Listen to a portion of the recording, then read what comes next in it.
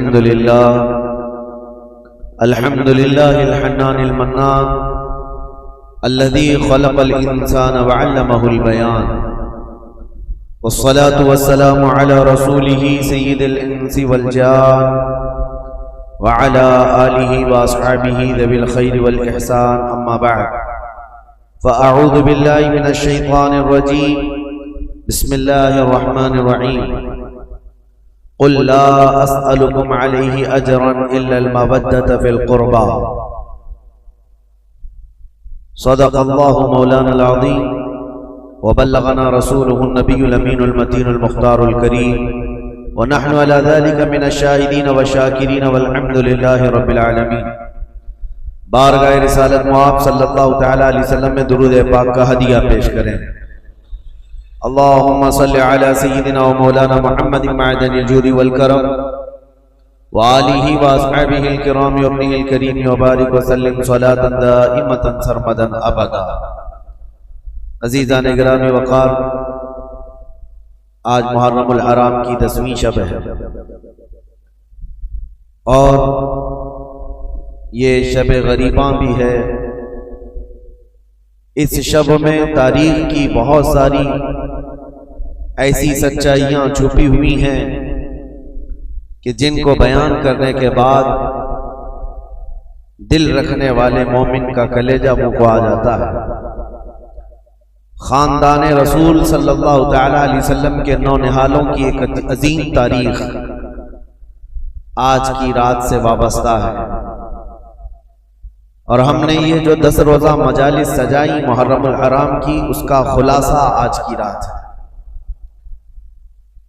کیونکہ ہر سال یہ 10 مجلسیں جو ہوتی ہیں پہلی محرم سے لے کر 10ویں تک، ہم ان میں الگ الگ موضوعات پر گفتگو کرتے ہیں، اور اس سال ہمارا یہ دستور تھا کہ تاریخ اسلام آپ کے سامنے رکھنی تھی، جو رسول کریم صلی اللہ تعالی علیہ وسلم کی بعثت سے پہلے، آپ کے اعلان نبوت سے پہلے سے لے کر جو عرب کے سیاسی، مذہبی، اخلاقی حالات اور پوری دنیا کے حالات اور دنیا کا، عرب کا جغرافیہ آپ کے سامنے رکھا، اور پھر نبی کریم صلی اللہ تعالی علیہ وسلم کی دعوت سے لے کر اسلام کی نشو و نما، ترویج و اشاعت بیان کی گئی.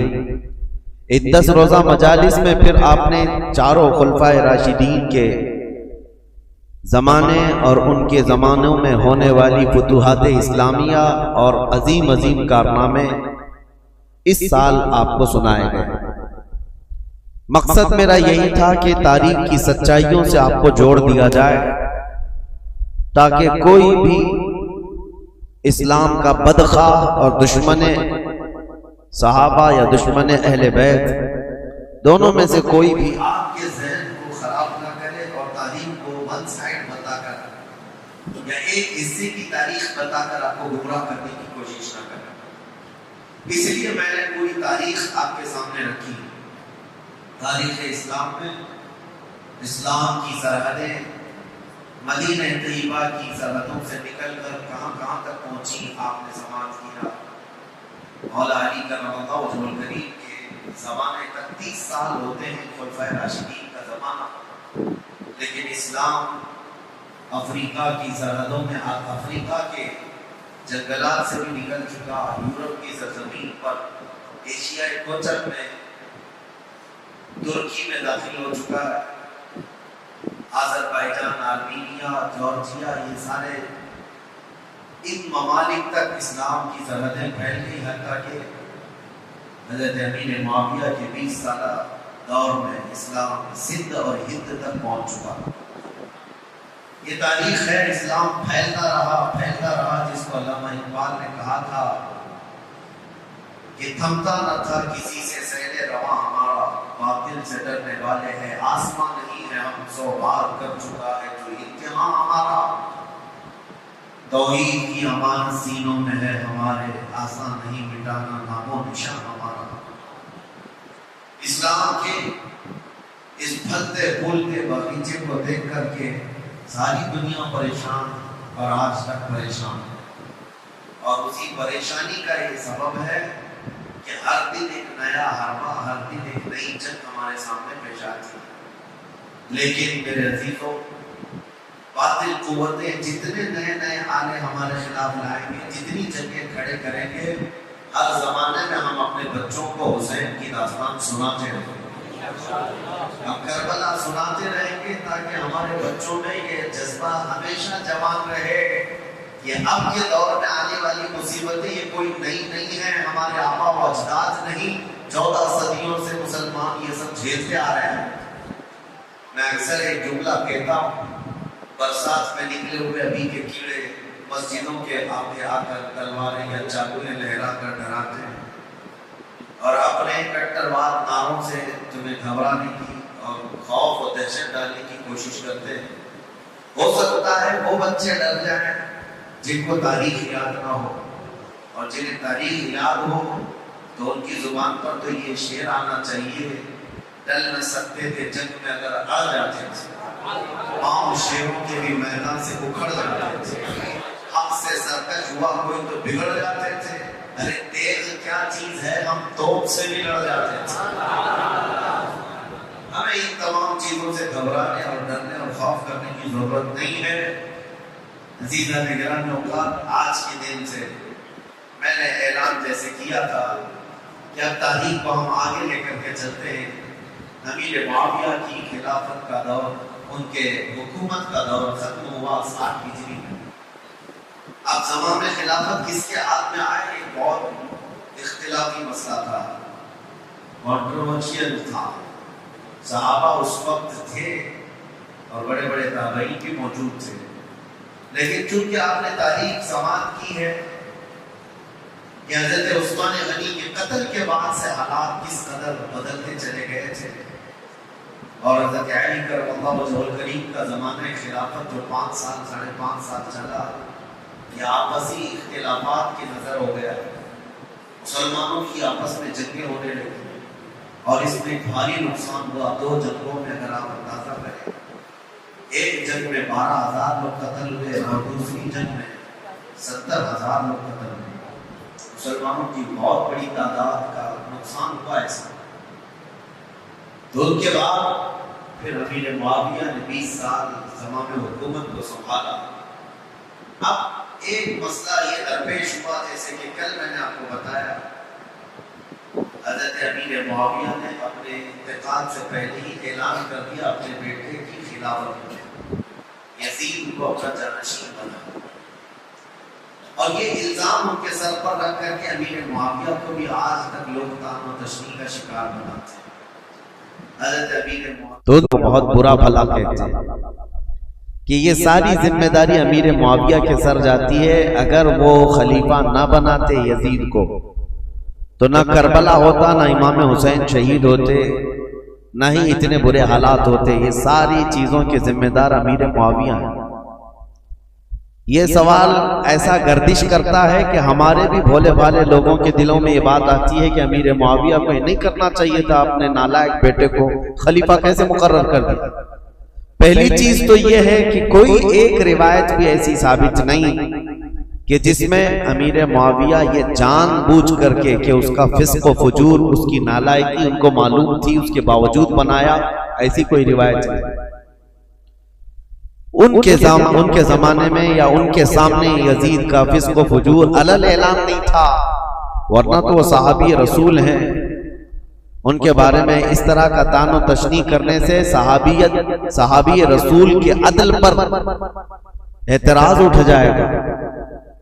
ان کے علم میں یہ چیز نہیں تھی، پہلی بات تو یہ ہے۔ اور اگر سوال یہ ہو ان کے اوپر کہ اگر وہ نہ بناتے تو اتنا سارا معاملہ ہی نہیں ہوتا، تو سوال تو حضور پاک صلی اللہ تعالیٰ علیہ وسلم کی ذات پر بھی تم کرنے لگ جاؤ گے۔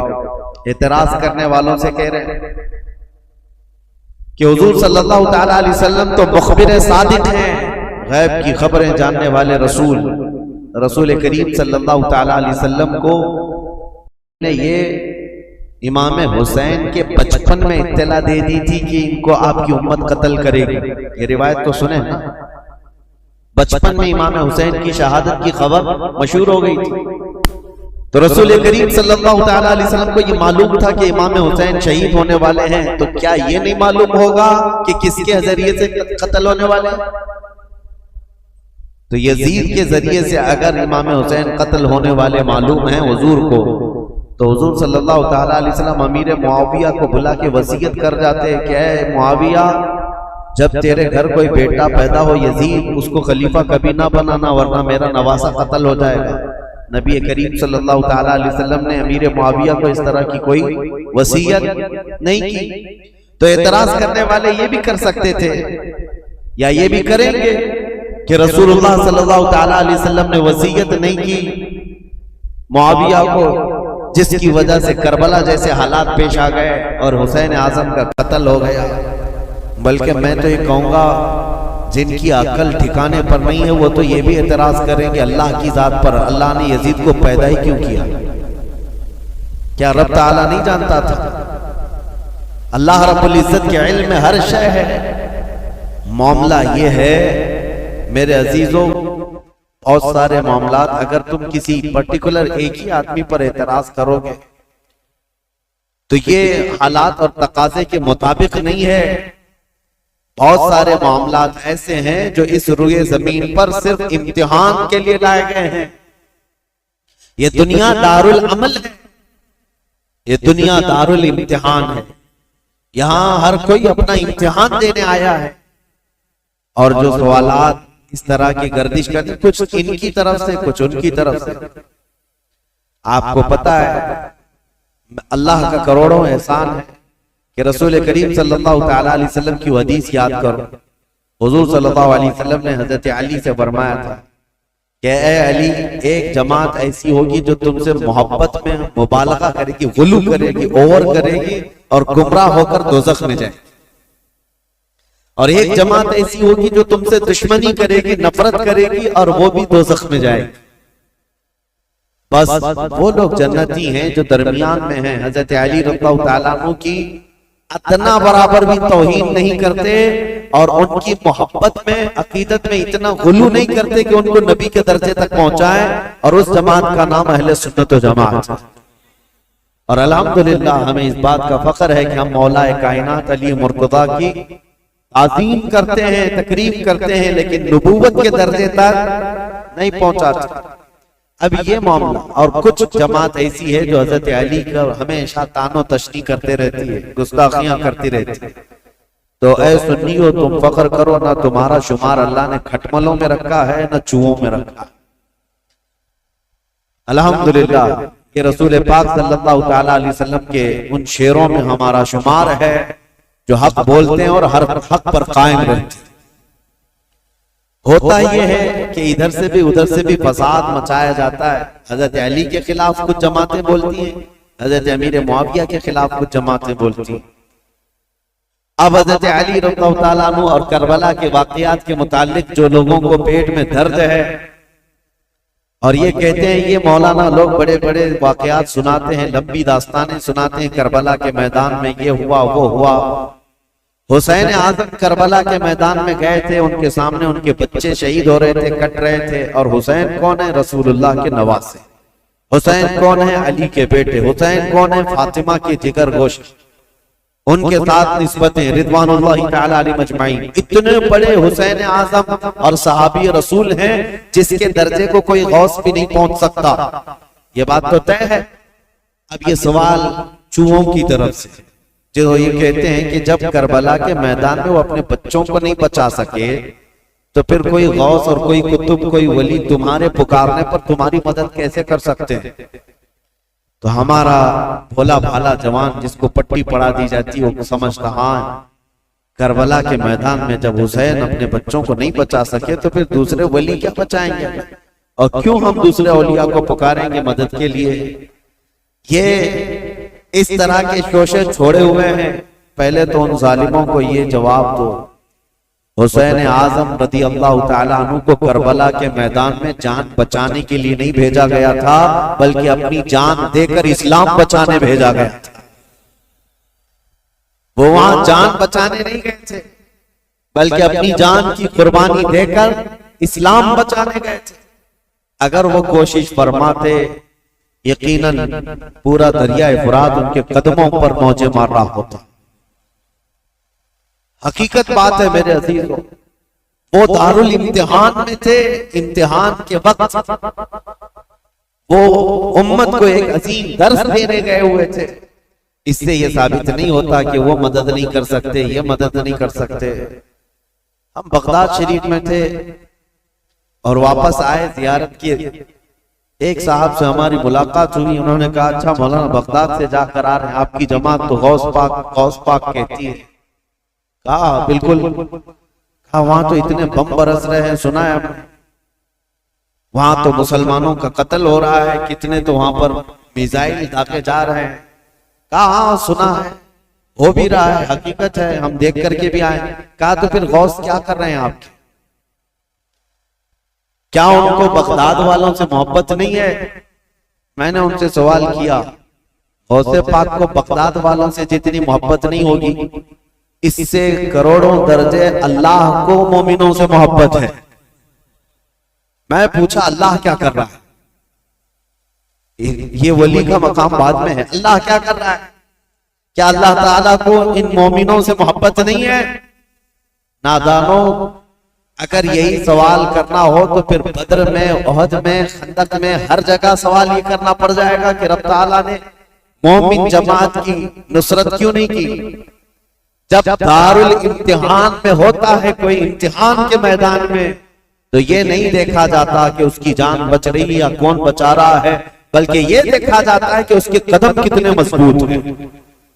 استقامت کا امتحان ہوتا ہے۔ بہرحال سوالات بہت، اعتراضات بہت، اور ہمارا وقت اس میں ختم ہونا چلے جائے۔ ہم تاریخ کی طرف آتے ہیں۔ معاویہ بن ابی سفیان رضی اللہ تعالیٰ عنہما، ان کے انتقال کے بعد یزید تخت خلافت پر بیٹھ گئے، جبکہ بڑے صحابہ کی منظوری نہیں تھی، اتفاق نہیں تھا، اور جو صحابہ موجود تھے اس میں حضرت عبد الرحمن بن ابو بکر، حضرت ابو بکر صدیق کے بیٹے عبد الرحمن، حضرت عمر کے بیٹے عبداللہ، حضرت زبیر کے بیٹے عبداللہ بن زبیر، یہ بڑے صحابہ اس وقت تھے، اور حضرت حسین ابن علی رضی اللہ تعالی، ان چاروں نے انکار کر دیا تھا کہ یزید کی تولیت یا اس کی خلافت کو ہم تسلیم نہیں کرتے۔ اب مسئلہ یہ ہوا کہ یزید بیٹھتے ساتھ ساری جگہوں پر خط لکھنے شروع کر دیے کہ میری بیعت لے لو، اپنے باپ، میرے باپ نے اعلان کیا ہے اپنے انتقال سے پہلے، لہذا میں امیر المومنین۔ کوفہ میں، بصرہ میں، سب جگہ یزید کی بیعت شروع ہو گئی۔ اب مسئلہ آ جاتا تھا مدینے کا، اور یہ چاروں بڑے صحابہ مدینے میں تھے، تو یزید کو ڈر انہی لوگوں سے تھا کہ یہ چار لوگ اگر منع کر دیے اور انکار کر دیے تو پورے حجاز میں میرا بیڑا غرق ہو جائے، اور ان چاروں میں کوئی ایک بھی کھڑا ہو گیا اپنے خلیفہ ہونے کا اعلان کرتے ہوئے تو آدھی دنیا ان کی طرف مائل ہو جائے گی، اس لیے کہ یہ چاروں بڑی عظمت والے ہیں، ایک صدیق اکبر کا بیٹا، ایک فاروق اعظم کا بیٹا، ایک حیدر کرار کا بیٹا، ایک عبدالزبیر رضی اللہ تعالیٰ عنہ کا بیٹا، تو یہ عشرہ مبشرہ کے بیٹے ہیں اور ان کی نسبتیں بھی بڑی ہیں، اور یزید کہاں، اس کی کون سی نسبت ہے؟ یہ تو حضرت امیر معاویہ رضی اللہ تعالیٰ عنہ کے گھر میں ان کی امارت کے زمانے میں پیدا ہوا، یعنی جب وہ گورنر تھے اس زمانے میں پیدا ہوا۔ ان چاروں صحابہ سے عمر میں بھی چھوٹا، اور عمل کا تو دور دور تک کوئی واسطہ ہی، کیونکہ تاریخ میں یہ ساری چیزیں محفوظ ہیں آج بھی۔ یزید دن رات عیاشی میں مبتلا رہا، کیونکہ اس نے امارت دیکھی تھی اور مالداری دیکھی تھی، جس کی وجہ سے اس کے فسق و فجور کا سب بعد میں لوگوں کو پتا چلا جب وہ تخت پر بیٹھا، بندروں کو کھلانا، نچانا، کبوتر بازی کرنا، اور باندیوں سے اور غلاموں سے رقص کروانا، یہ ساری چیزیں اس کے ساتھ موجود تھی۔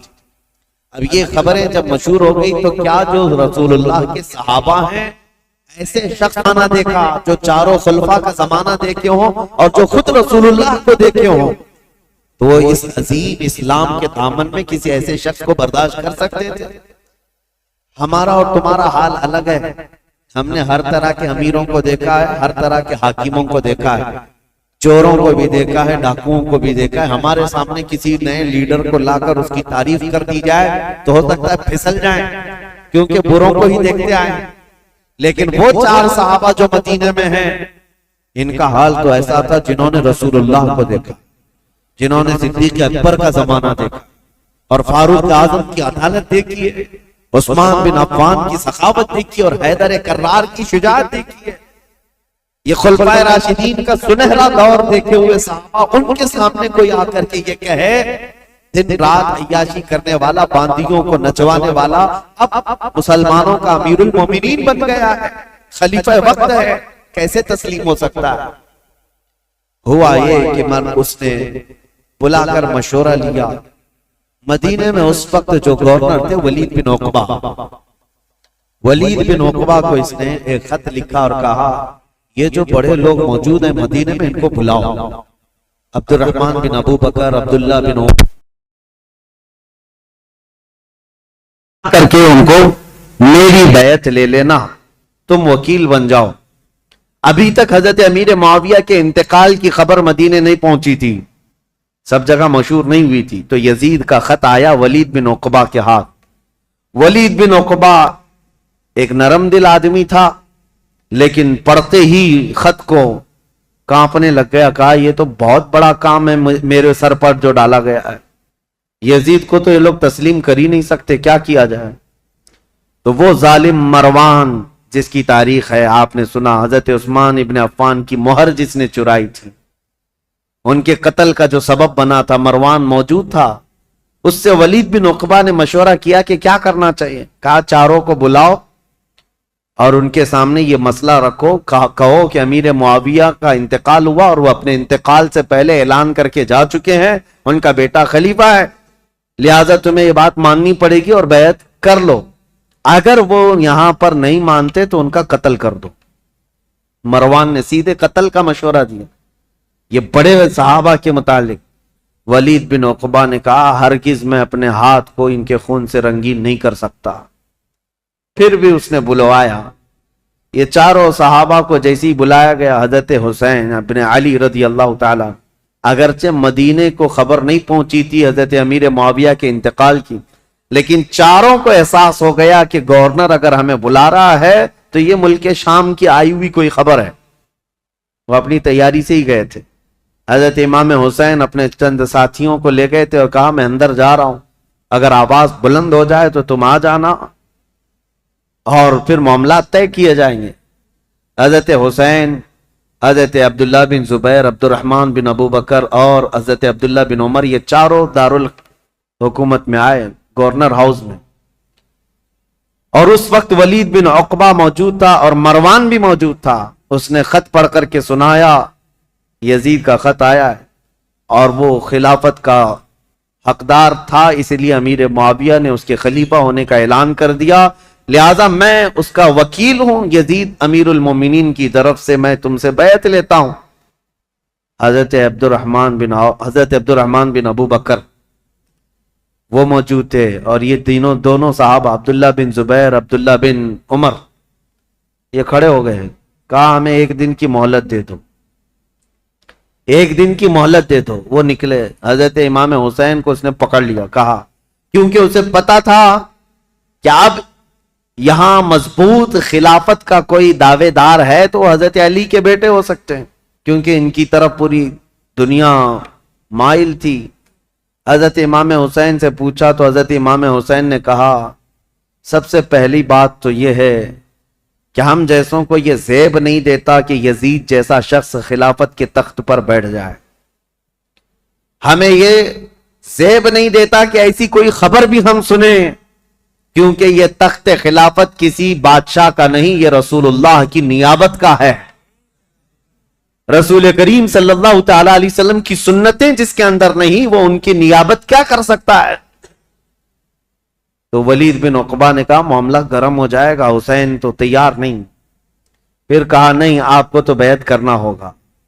حضرت امام حسین نے کہا میں اس طرح چھپ کر بیعت کرنے والا نہیں، جب سارے مدینے والے سب لوگ بیعت کریں گے تب میں بھی علل اعلان آؤں گا، سب کے ساتھ آؤں گا. آج مجھے جانے دو.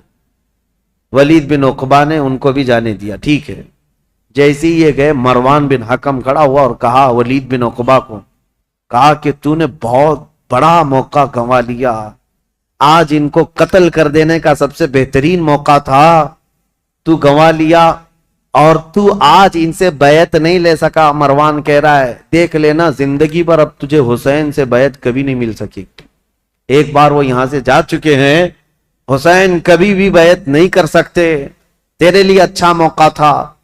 ولید بن عقبہ نے کہا میرے لیے ساری دنیا آ جائے لیکن میں حسین کے خون سے اپنا ہاتھ رنگین نہیں کر سکتا، اس لیے کہ وہ رسول اللہ کی قرابت دار نواز ہیں۔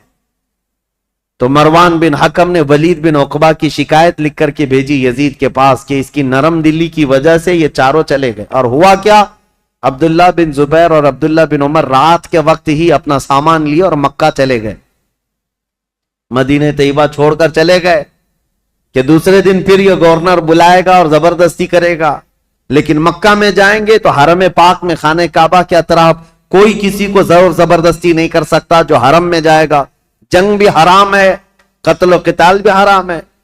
تو یہ صحابہ وہاں چلے گئے اور وہاں جا کر انہوں نے پناہ لی۔ اب امام حسین مدینہ میں تھے، دوسرا دن آیا تو پھر دوسرے دن پھر اس نے بلایا ولید بن عقبہ نے، کیا ہو؟ امام حسین رضی اللہ تعالیٰ عنہ نے آج پھر کہا کہ نہیں، میں اس بیعت کے لیے راضی نہیں ہوں اور مجھے زور زبردستی نہ کیا جائے۔ ولید بن عقبہ نے کہا اے حسین ابن علی، میں آپ کی تعظیم کرتا ہوں، آپ کی عزت کرتا ہوں، لیکن میرے اوپر ملک شام کا حکم آیا ہے، پریشر میں ہے، میرے اوپر دباؤ ہے، لہٰذا ایک ہی راستہ ہے کہ آپ یا تو میرے اس شہر میں یا حدود میں نہ رہیں جہاں میری گورنری ہے، یا تو بیعت کر لیجیے۔ امام حسین نے کہا میں شہر تو چھوڑ دوں گا لیکن بیعت نہیں کروں گا۔ اور کون سے شہر چھوڑنے کی بات؟ مدینۃ الرسول۔ امام حسین اپنے خاندان والوں کو آ کر بتاتے ہیں، اور امام حسین نے اہل بیت کے گھرانے میں یہ بات بتائی کہ آج ہمارے لیے ایسی حالت آ گئی ہے، مدینے میں رہنا ہے تو ہمیں اس کی بیعت قبول کرنا ہوگا اور اس کو امیر المومنین تسلیم کرنا ہوگا، یا تو پھر مدینے سے باہر نکل کر جیسے میرے دو بھائی مکہ چلے گئے، عبداللہ بن زبیر اور عبداللہ بن عمر، اسی طرح مجھے بھی مکہ حرم کعبہ میں جانا ہوگا۔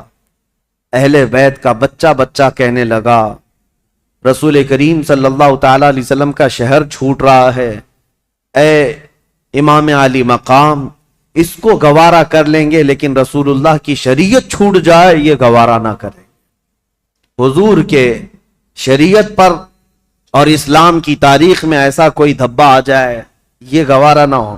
میں آپ کو بتاتا ہوں یہ مسئلہ کتنا اہم تھا، ظالموں کو پتا نہیں جو اوپر اوپر کی تاریخ پڑھتے ہیں اور بک بک کر کے ٹی وی میں چلے جاتے ہیں کہ امام حسین نے خواہ مخواہ اپنے بچوں کو جھونک دیا کربلا کے میدان میں اور یہ سیاسی جنگ تھی نعوذ باللہ، اور بعض یہ کہتے ہیں کہ خروج کیا، خروج کا مطلب ہوتا ہے بغاوت کیا، جب ایک امیر المومنین ہو گیا تھا، خلیفہ وقت ہو گیا تھا تو امام حسین بغاوت کر کے کیوں گئے؟ اس طرح کے جو اعتراضات کرتے ہیں ان ظالم ناعاقبت اندیشوں کو خبر تک نہیں ہے تاریخ کی سچائیاں، انہیں معلوم بھی نہیں ہے۔ یہ ہو سکتا ہے یزید کی ذریت کے لوگ ہوں یا یزید کے مشاغل اور اس کے کاموں سے اتفاق رکھتے ہوں، اسی لیے اس کو آج بھی رضی اللہ عنہ لکھتے ہیں۔ آج بھی ایسی قوم موجود ہے، ایک طرف رسول اللہ کا پورا گھرانہ ہے، کیا امام حسین جن کو رسول کریم صلی اللہ تعالی علیہ وسلم نے اپنی گود میں رکھ کر پالا ہو، بلکہ سیدنا ابو ہریرہ سے یہ روایت ہے کہ حضور صلی اللہ تعالی علیہ وسلم امام حسین کا لعاب پاک، امام حسین کا لعاب تھوک خود حضور صلی اللہ علیہ وسلم اس طرح چوستے تھے، حدیث کے الفاظ ہیں کہ یمتص رسول اللہ صلی اللہ تعالی علیہ وسلم لعاب الحسین کما یمتص التمر، حسین کا لعاب رسول اللہ ایسے چوستے جیسے کوئی کھجور چوس رہا ہو۔ جس کے حلق میں نبی کریم صلی اللہ تعالی علیہ وسلم کا لعاب پاک گیا ہو، کیا وہ ناحق فیصلہ کرے گا؟ کیا وہ زور زبردستی رسول اللہ کے خاندان کو جنگ کے میدان میں جھونک دے گا؟ بات اتنی تھی کہ امام حسین کی نگاہیں بہت دور تک دیکھ رہی تھی، آج تک دیکھ رہی تھی. اسی لیے کسی شاعر نے کہا ہے کہ نہ پوچھ وقت ان بے کتاب ان بے زبان کتابوں سے، نہ پوچھ وقت ان بے زبان کتابوں سے، جب اذان ہوتی ہے تو سمجھ حسین زندہ ہے. ان اذانوں کو زندہ رکھنے میں اور اماموں کو زندہ رکھنے میں حسین کا نام ہے. حسین کی نگاہ، حسین ابن علی رضی اللہ تعالیٰ عنہ کی نگاہ یہاں تک دیکھ رہی تھی. مسئلہ اتنا نہیں تھا خلافت کا، بلکہ میں تو کہتا ہوں ہر آدمی کے پاس جب یہ آپشن رکھ دیے جائیں کہ آپ کے بچے محل میں رہیں گے، آپ کا فیوچر حسین ہے، وزارت ملے گی، سب کون چھوڑتا ہے؟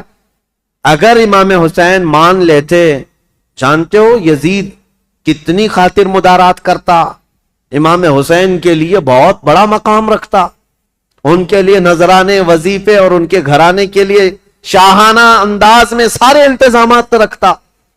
کیونکہ جس سے خطرہ تھا جب وہ اس کے مطیع و فرمان بردار ہو جاتے تو حسین ابن علی رضی اللہ تعالیٰ عنہ کے لیے یزید خزانے کھول دیتا.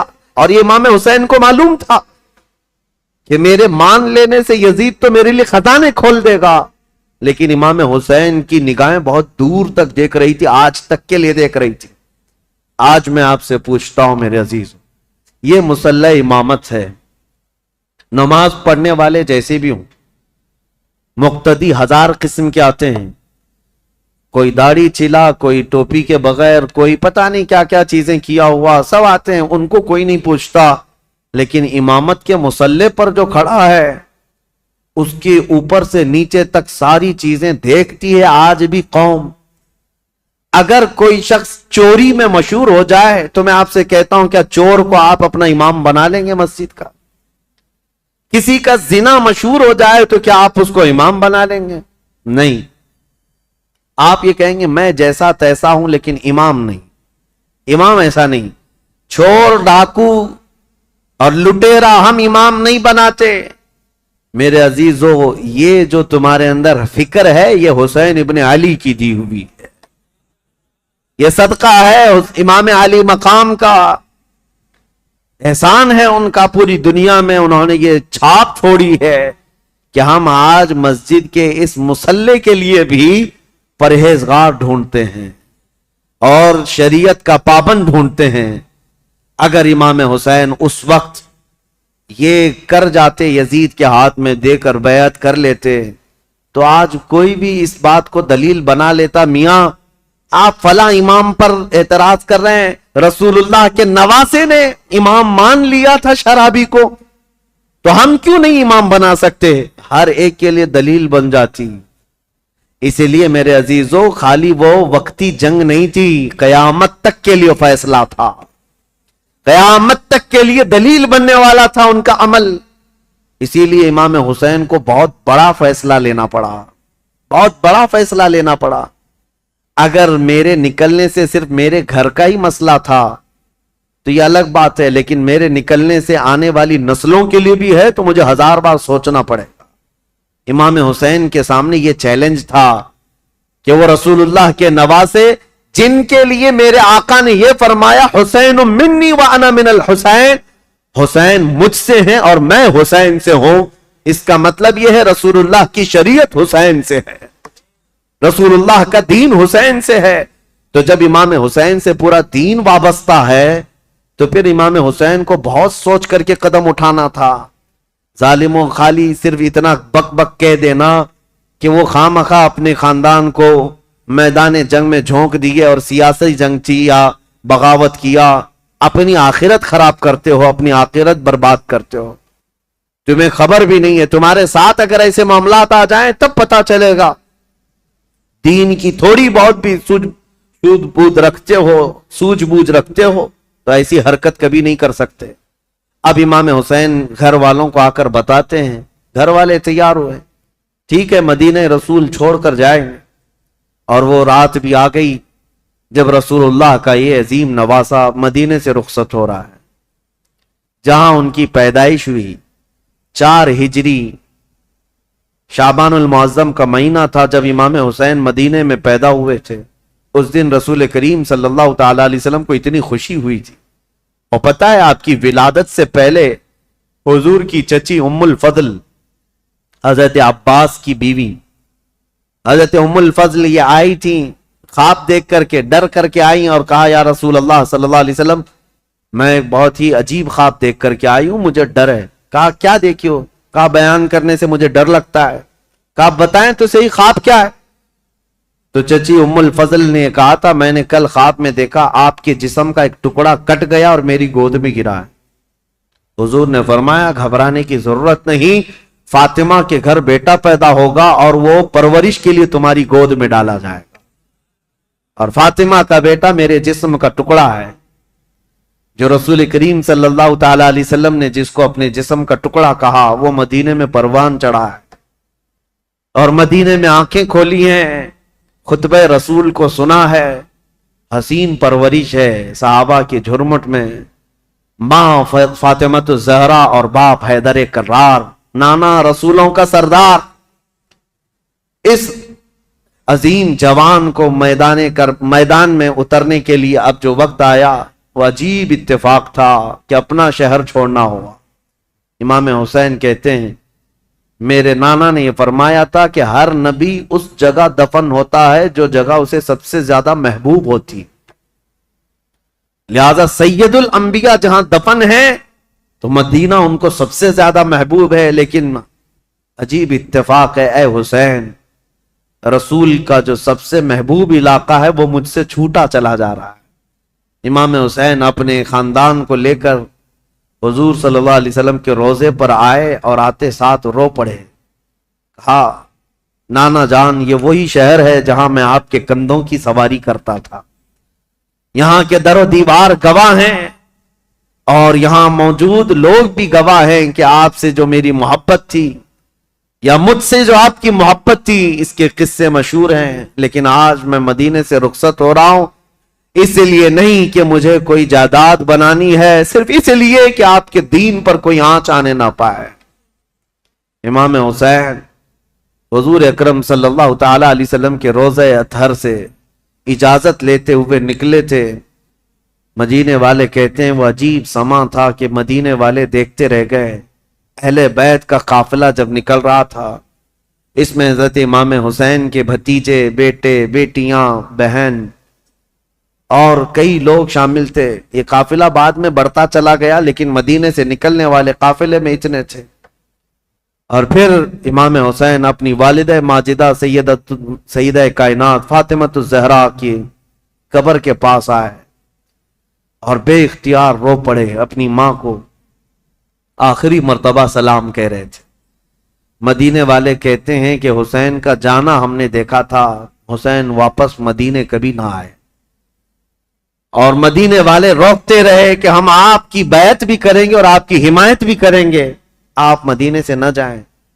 کئی لوگ آپ کے جبے کو تھام کر پکڑے ہوئے تھے، کہا ہم آپ کو چلتا پھرتا دیکھتے ہیں تو رسول اللہ کی یاد آتی، ہم آپ کو یہاں محسوس کرتے ہیں تو ہمیں نبی پاک کی خوشبوئیں محسوس ہوتی ہیں، آپ اگر مدینہ خالی کر کے جائیں تو ہمیں بتائیں رسول اللہ کے گھر میں اب بچا کون؟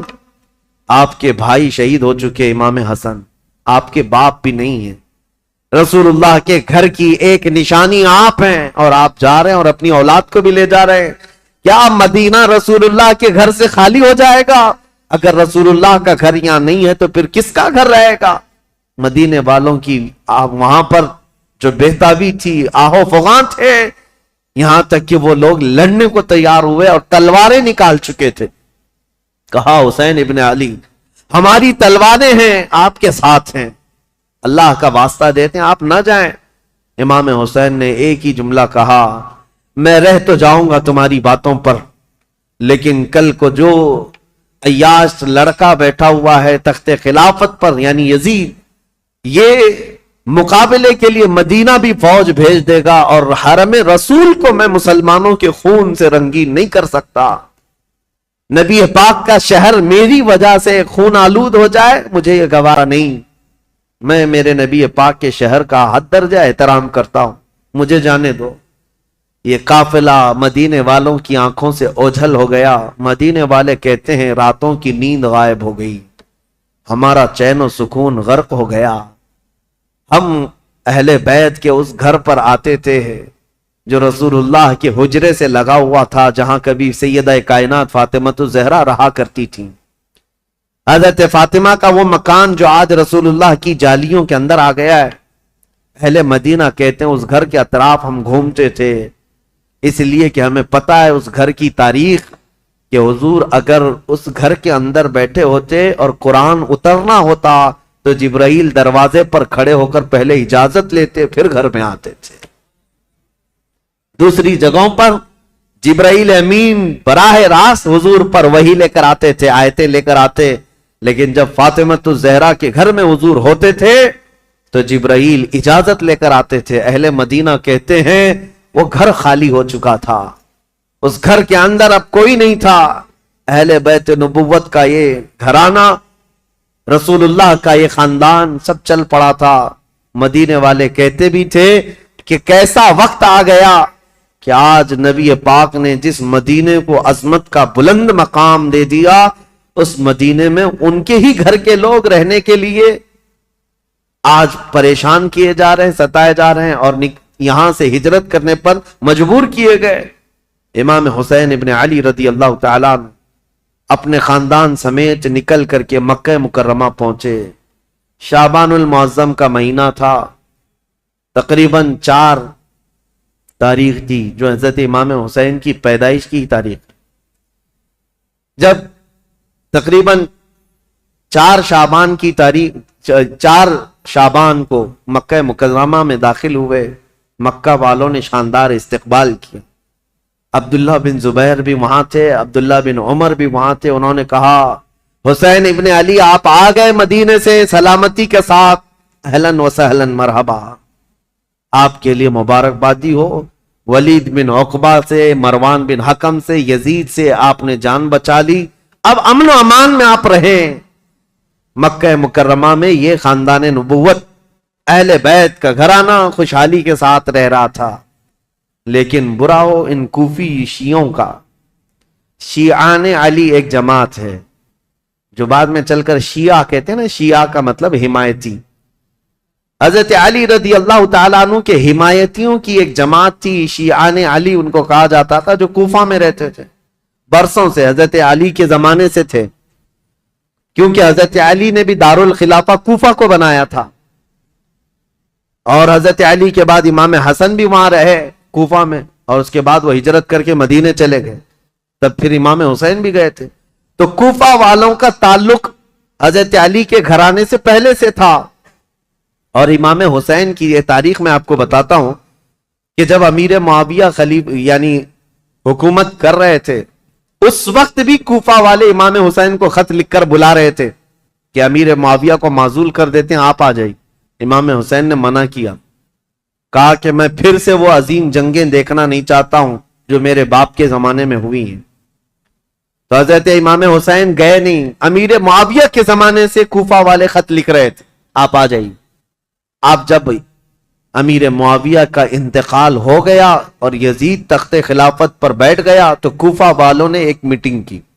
کوفہ عراق کا ایک شہر ہے، عراق میں آج بھی وہ شہر موجود ہے، اور جتنے اہل بیت سے محبت کرنے والے لوگ تھے سب جمع ہوئے اور میٹنگ کیا، اور وہ ایک شخص کے گھر میں میٹنگ ہوئی جس کا نام مسلم بن سرد بتایا گیا ہے، اور وہ شخص سارے لوگوں کو جمع کر کے کہتا ہے دیکھو امیر معاویہ کا تو انتقال ہو گیا اور یزید بیٹا ہے، تم سب کی رائے کیا ہے؟ کیا علی کے بیٹے حسین خلافت کے سب سے زیادہ حقدار نہیں ہیں؟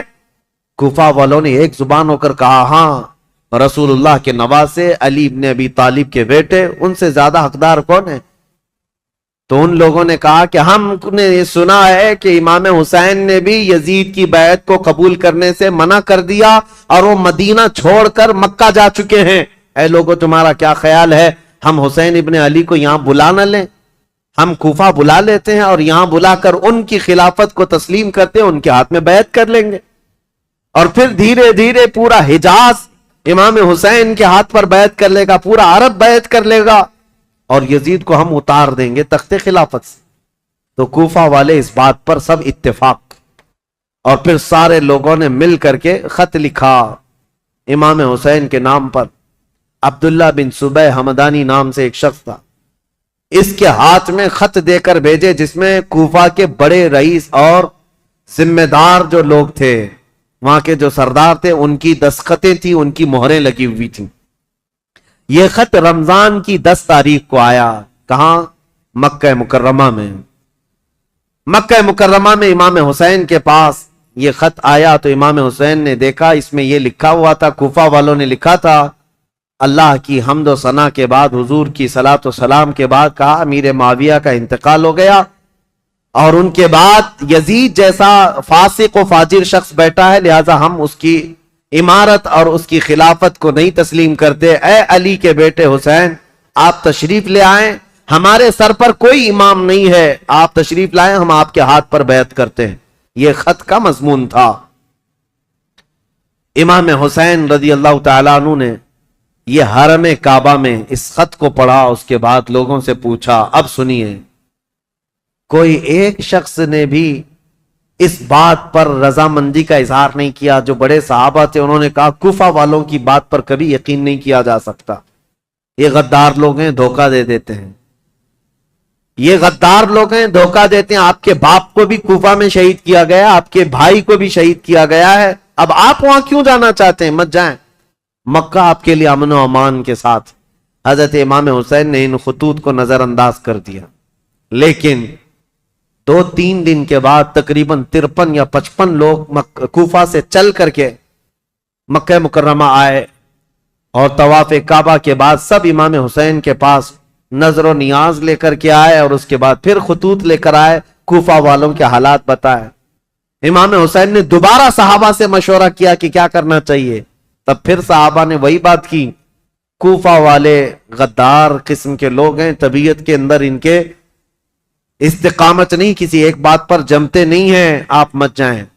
دوسری مرتبہ بھی امام حسین صبر کر کے رہ گئے۔ رمضان کا مہینہ ختم ہونے کو آیا، تقریباً خطوط کا سلسلہ جاری رہا، اتنے کہ 10,000 کے قریب لوگوں نے امام حسین کو دعوت دی، اور اخیر میں یہ دعوت دی کہ اے حسین ابن علی، کل قیامت کے دن اگر اللہ تعالی ہم سے یہ سوال کر لے کہ فاسق و فاجر معاویہ کے بیٹے سے تم نے بیعت کیسے کی، اس کو امیر کیسے بنایا، تو ہم اللہ کی بارگاہ میں قیامت میں یہ جواب دیں گے کہ اے رب العالمین، ہم نے تو رسول اللہ کے نواسے کو بلایا تھا مگر انہوں نے انکار کیا، تو ہمارے پاس کوئی چارہ نہیں تھا، اس لیے ہم نے یزید کی بیعت کر لی۔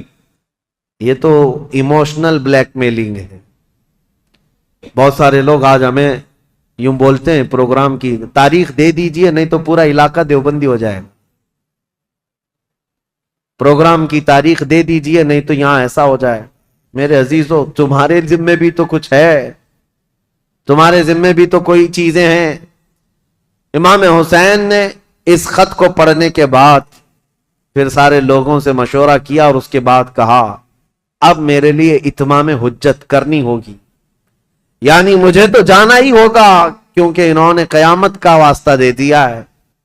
تو 1000 لوگوں نے مکہ مکرمہ میں آپ کو روکنے کی کوشش کی، آپ نہ رکے، حتیٰ کہ ذی الحجہ کا مہینہ ہے، حج کے لیے سارے قافلے مکہ آ رہے ہیں، مکہ مکرمہ آ رہے ہیں، اور امام حسین یہاں سے نکلنے پر تلے ہوئے ہیں۔ لیکن اس سے پہلے امام حسین رمضان سے لے کر ذی الحجہ تک یہ بحث مباحثہ ہوتا رہا، اور عام بات نہیں ہے، عام بحث و مباحثہ نہیں ہے۔ عبداللہ بن زبیر جو صحابی ہیں نا، امام حسین کی جماعت کے ساتھ لڑنے کو بھی آ گئے تھے۔ یہ محبت کی لڑائی ہے، دشمنی کی نہیں، کہ میں تمہیں مکہ سے باہر جانے نہیں دوں گا، اس کے لیے وہ تلوار نکال کر کھڑے ہو گئے تھے۔ یہ بھی لڑائی قریب تھی، مکہ کی مکرمہ سے نہ جانے دیں گے، کیونکہ عبداللہ بن زبیر جانتے تھے کہ کوفہ والے ان کا کیا کریں گے۔ تو پھر امام حسین رمضان کے بعد بھی رک گئے۔ جب امام حسین اصرار کرنے لگے بار بار، تو چند صحابہ آئے اور ان سے کہ اگر آپ کو جانا ہی ہے اور کوفہ والوں کے بارے میں آپ یہ کہہ رہے ہیں کہ یہ ہزاروں لوگ بیعت قبول کرنے کو تیار ہیں، تو آپ نہ جاتے ہوئے پہلے اپنے خاندان کے کسی معتمد شخص کو وکیل بنا کر بھیجیں، اور وہ جا کر کے براہ راست حالات دیکھے گا اور وہ خبر دے گا، تب آپ جائیے، ان کے خطوں کے بھروسے پر مت جائیے، ان کے خط اور ان کے بولیوں پر مت جائیے۔ تو امام حسین نے اس مشورے کو تسلیم کر لیا، پھر اپنے بھائی مسلم بن عقیل کو، چچیرے بھائی تھے حضرت امام مسلم بن عقیل جو ہیں، یہ حضرت امام حسین کے چچیرے بھائی، حضرت عقیل حضرت علی کے سگے بھائی۔ تو مسلم بن عقیل سے آپ بڑی محبت رکھتے تھے اور معتمد بھی تھے امام حسین کے، بلایا اور کہا کہ بھائی تم جاؤ کوفہ اور میری جانب سے وہاں لوگوں سے بیعت لے لینا وکیل بن کر، اور حالات دیکھ کر کے مجھے خبر کر دینا۔ یہ تاریخ ہے۔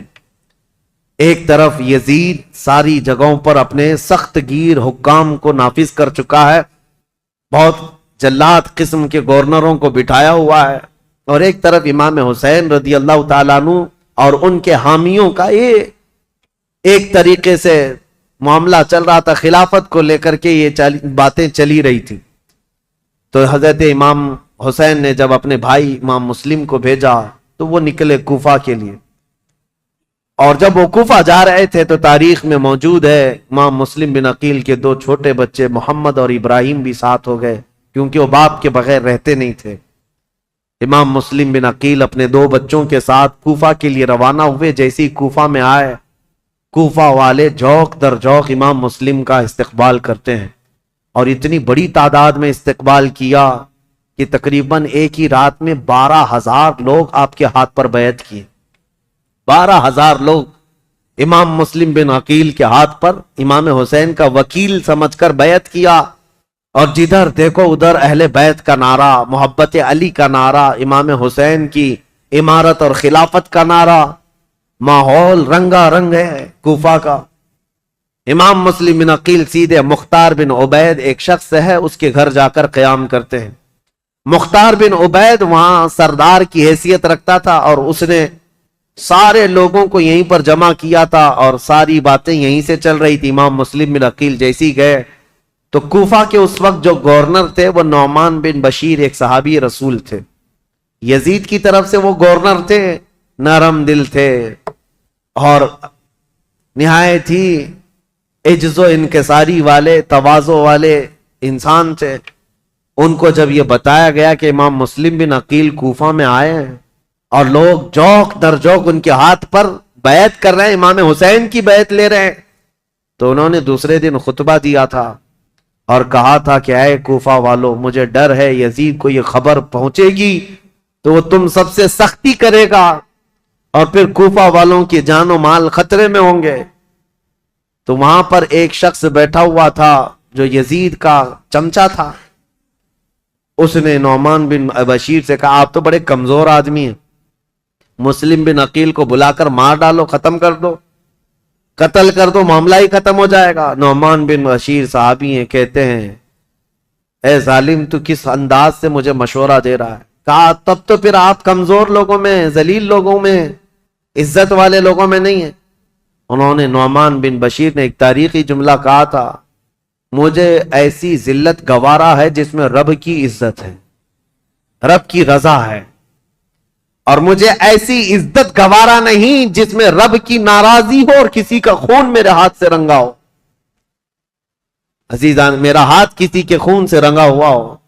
حضرت نعمان بن بشیر اتر گئے اور یزیدی جو وہاں موجود تھے حامی، انہوں نے خط لکھ کر کے یزید کو پہنچا دیا کہ دیکھو یہاں پر تو مسلم بن عقیل آئے ہیں اور حسین نے خلافت کا دعویٰ کر ہی دیا ہے، جس کا تمہیں خطرہ تھا وہ خطرہ آ گیا، اور کوفہ والے جوق در جوق بیعت کر رہے ہیں۔ یزید کو کب یہ بات ہضم ہوتی؟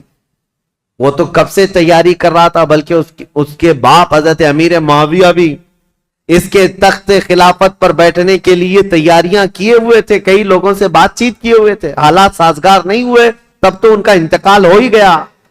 یزید زور سے، طاقت سے کئی لوگوں کو اپنا ہم نوا بنا رہا تھا، اور جب اسے پتا چلی گیا جس بات کا مجھے خطرہ تھا وہ خطرہ تو آ ہی گیا کہ خلافت کا دعوے دار علی کا بیٹا ہو سکتا ہے، اسے خطرہ تھا، اور حضرت امام حسین کی خلافت کا کوفہ والوں نے پہلے ہی اعلان کر دی، ابھی امام حسین نے اعلان نہیں کیا۔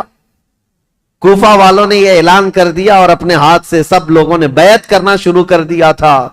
ایک بات یاد رکھو میرے عزیزوں، اپنے اندر اللہ کے نبی صلی اللہ علیہ وسلم کی محبت ایسی بساؤ کہ ظالم جو خواب دیکھتا رہتا ہے نا ڈر کے مارے، وہ خواب کبھی نہ کبھی سچا ہو ہی جاتا ہے. ہاں مجھے یہ بات یاد آتی، یزید جیسے ڈرتا تھا، ہر دن ڈر کے سوتا تھا کہ کہیں سے کوئی خلافت کا دعوے دار اٹھے گا تو میری کرسی ہلا دے گا. اور اس کو پتا چلا جیسے ہی حضرت امام حسین اٹھ گئے تو اس دن وہ اپنا ماتھا مارنے لگا اور لوگوں سے کہا کہ دیکھو جس کا ڈر تھا وہی ہو گیا. ایسی ہی آج کے یزیدیوں کو بھی یہ خبر ستاتی رہتی ہے ہمارے ملک کے، اور پاکھنڈی بولتے بھی رہتے ہیں 2029 میں ہندوستان کا پردھان منتری مسلمان بن جائے گا. یہ ہماری بات نہیں ہے، یہ ڈر کے مارے دیکھے ہوئے خواب ہیں، یہ ڈراؤنے خواب ہیں جو پریشان کرتے ہیں. اور انشاءاللہ العزیز کوئی حسین کا غلام بیدار ہوگا اور پورے ہند کو ایک میدان میں لا کر کھڑا بھی کرے گا انشاءاللہ. ہاں اس قوم کو زندہ ہو لینے دو، پھر ہر قوم کہے گی حسین ہمارے ہیں انشاءاللہ.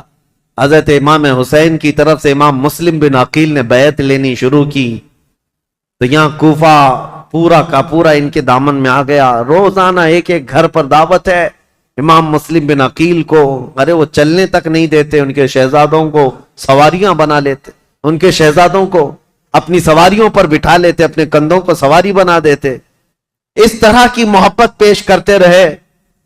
اور پھر امام مسلم بن عقیل نے امام حسین کو خط لکھا کہ حالات بہت اچھے ہیں، کوفہ والے پورے ایک آواز ہو کر آپ کی خلافت کا اعلان کر رہے ہیں، آپ کو جلدی تشریف لانا چاہیے اور آپ کی خلافت کا اعلان ہونا چاہیے.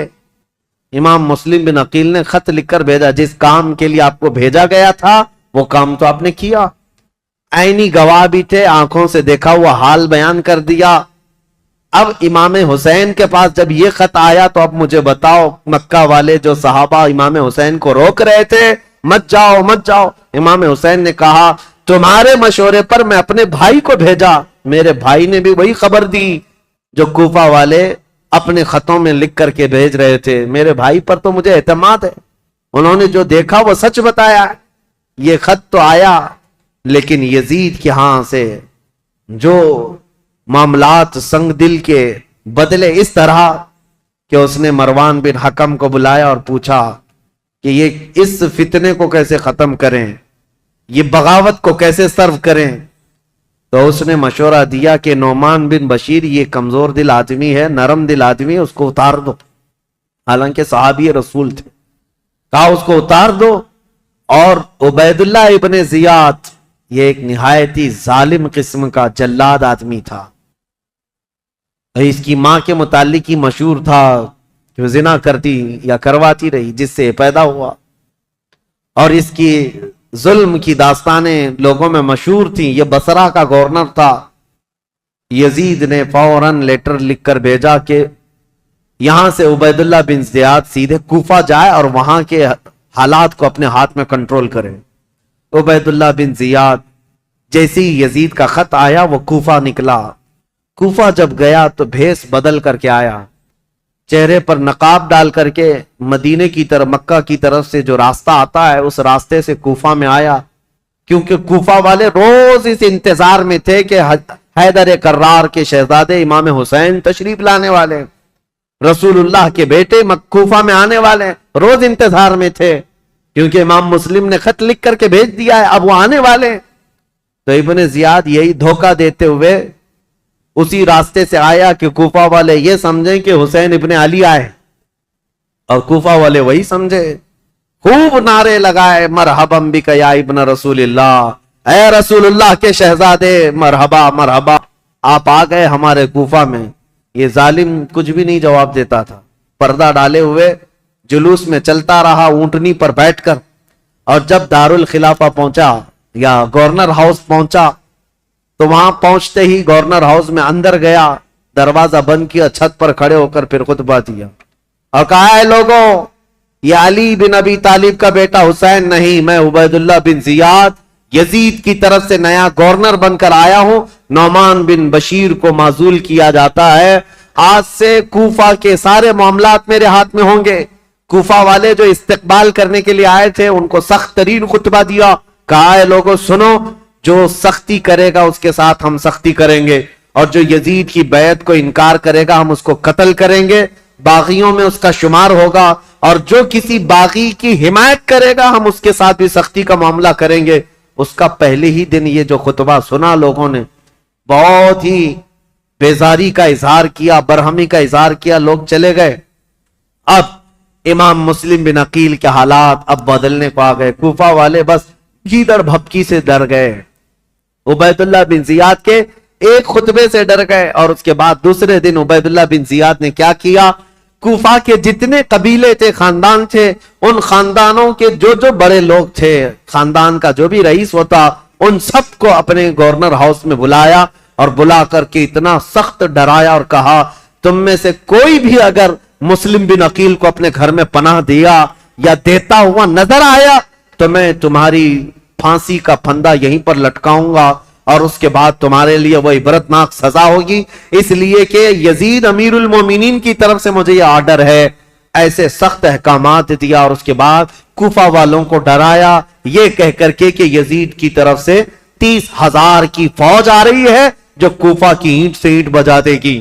سارے سردار ڈر گئے، جتنے قبیلوں کے آقا تھے ان کے جو رئیس تھے وہ ڈر کے مارے چھپ گئے، اور حضرت امام مسلم بن عقیل کو آ کر یہ معاملات کی خبر دی۔ امام مسلم بن عقیل جس گھر میں تھے، عبید اللہ مختار بن عبید جس کے گھر میں تھے، وہاں سے آپ ہجرت کر گئے، وہاں سے نکل گئے کہ یہاں رہنا اچھا نہیں، تو وہاں سے نکل کر کے ایک بہت ہی عمر دراز صحابی تھے کوفہ میں، ہانی بن عروہ، ان کے گھر گئے، یہ محب اہل بیت تھے۔ خاندان نبوت عروہ ان کے گھر گئے، یہ محب اہل بیت تھے، خاندان نبوت کے چاہنے والے تھے۔ امام مسلم بن عقیل ان کے گھر جاتے ہیں، ہانی بن عروہ نے ان کا استقبال کیا اور اپنے گھر کے ایک کمرے کے اندر ان کو چھپا دیا، رازداری کے ساتھ امام مسلم بن عقیل اور ان کے شہزادوں کو اپنے گھر میں رکھا، اور جتنے اہل بیت سے لوگ محبت کرتے تھے صرف ان کو معلوم تھا کہ امام مسلم بن عقیل ہانی بن عروہ کے گھر میں ہے، اور اس کے باوجود امام مسلم بن عقیل ہانی بن عروہ کے گھر میں رہ کر بھی کوفہ والوں کو بلاتے رہے، جو اب تک 60,000 کی تعداد میں پہنچے تھے بیعت کرنے والے۔ اب ان لوگوں میں اب چھانٹنا شروع کیا کہ ابھی بچے کتنے ہیں۔ ہانی بن عروہ کے گھر میں جب آپ خفیہ لوگوں سے ملاقات کرتے تھے اس وقت بھی 18,000 لوگ ابھی بھی امام مسلم بن عقیل کے ساتھ تھے۔ آ کر کے انہوں نے اپنے ساتھ ہونے کا اظہار کیا۔ امام مسلم بن عقیل نے کہا کہ اب بھی حالات صحیح ہیں، کچھ بدلے تو کیا ہوا، کچھ تو موجود ہیں، امام حسین کو آنا چاہیے۔ دوسرا خط بھی انہوں نے لکھا کہ حالات قابو میں آنے کے لائق ہیں، آپ تشریف لائیں۔ دوسرا خط بھی گیا امام حسین کو، لیکن اب امام مسلم بن عقیل کی تلاش شروع کر دیا عبید اللہ بن زیاد۔ یہ ہر جگہ لوگوں سے پوچھنے لگ گیا کہ مسلم بن عقیل جو آئے ہیں حسین کی طرف سے وکیل بن کر، وہ کس کے گھر میں چھپے ہوئے، کوئی بتانے کو تیار نہیں تھا۔ اب عبید اللہ بن زیاد نے ایک غلام کو پیسہ دے کر کے بھیجا، 3,000 درہم یا دینار، کہا کہ تو جا کر کے کسی نہ کسی طرح سے تلاش کر کے معلوم کر کے مسلم بن عقیل کہاں چھپے۔ اب وہ روزانہ گھومتا تھا اور جو اہل بیت سے محبت کرنے والے ہیں وہ جانتا تھا، تو ایک مسلم بن اوسجہ اسدی رضی اللہ تعالیٰ عنہ محب اہل بیت سے مسجد میں عبادت میں رہتے، ان کے پاس گیا یہ غلام جس کا نام معقل تھا۔ یہ گیا اور کہا جا کر کے مجھے مسلم بن عقیل سے ملنا ہے۔ تو مسلم بن اوسجہ اسدی یہ کہتے ہیں تو مجھ سے ہی کیوں پوچھ رہا ہے، مسجد میں اور بھی بہت سارے لوگ ہیں۔ تو یہ غلام کہتا ہے آپ تو جانتے ہیں حالات خراب ہیں، میں اہل بیت کا کٹر حامی ہوں، محب ہوں، میں کچھ نظر اور نیاز لے کر کے آیا ہوں امام مسلم بن عقیل کو دینے کے لیے، وہ ہمارے شہر کوفہ میں غریب ہیں، لوگوں نے ان کو پریشان کر رکھا ہے۔ تو حضرت مسلم بن اوسجہ اسدی سمجھ گئے کہ یہ محب اہل بیت ہے، اس کو پکڑ کر ہانی بن عروہ کے گھر لے گئے، آؤ میں تجھے ملاتا ہوں۔ حضرت ہانی بن عروہ کے گھر یہ معقل غلام گیا تو دیکھا حضرت مسلم بن عقیل اور ان کے دونوں شہزادے گھر کے اندر ایک کمرے کے اندر موجود ہیں، اور جتنے اہل بیت سے محبت کرنے والے رازدار لوگ تھے وہ آتے تھے, ملتے تھے, جاتے تھے. انہی میں یہ معقل غلام بھی گیا, جا کر 3000 درہم نظر میں رکھا اور اس کے بعد رو دھو کر کے ان کے سامنے محبت کا اظہار کیا اور کہا میں محب اہل بیت ہوں, مجھے آنے کی اجازت ہو. تو اس کو آنے کی روزانہ اجازت ملی. دن بھر ان کے حجرے میں بیٹھا رہتا, کتنے لوگ کوفہ سے ان سے ملنے آ رہے ہیں, کون کون کیا کیا باتیں کر رہا ہے, سب سنتا اور رات میں جا کر عبید اللہ بن زیاد کو ساری رپورٹ دیتا, ساری جاسوسی کرتا تھا. اس زمانے کا وہ مشہور ٹپر جو یہاں پر بھی بہت سارے لوگ اس طرح کے, اس لیے مجھے یہ کہنا پڑ رہا ہے یہ سب سے برا کام ہے جس پر اللہ اور اس کے رسول کی لعنت ہوئی ہے. میرے آقا صلی اللہ تعالی علیہ وسلم نے ان کے لیے جہنم کی بشارت دی ہے جو مسلمانوں کی جاسوسی کرتے ہیں یا مسلمانوں کی خبریں کفار و مشرکین کو پہنچاتے ہیں. ان کو منافقین میں شمار کیا گیا ہے, منافقین میں شمار کیا گیا ہے. حضور اکرم صلی اللہ تعالی علیہ وسلم اس قدر ناراض تھے, اس قدر ناراض, صرف ایک صحابی کی بارے میں بیچ میں بات آئی, عرض کرتا ہوں توبہ کریں میرے عزیزوں.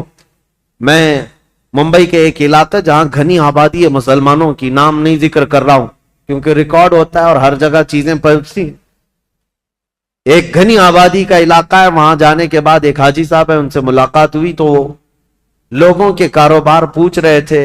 تو اس میں انہوں نے کہا کہ یہاں کے اکثر مسلمانوں کا جو کاروبار ہے وہ ٹپ دینا ہے, پولیس کو ٹپ دینا ہے, اسی پر ان کی روزی روٹی چلتی ہے. اور کچھ جو ہے جھوٹے فرضی کاغذات پر فلیٹوں کی خرید و فروخت کرتے ہیں, ٹوپی ڈالتے ہیں, یہی کاروبار ہے. نعوذ باللہ من ذالک.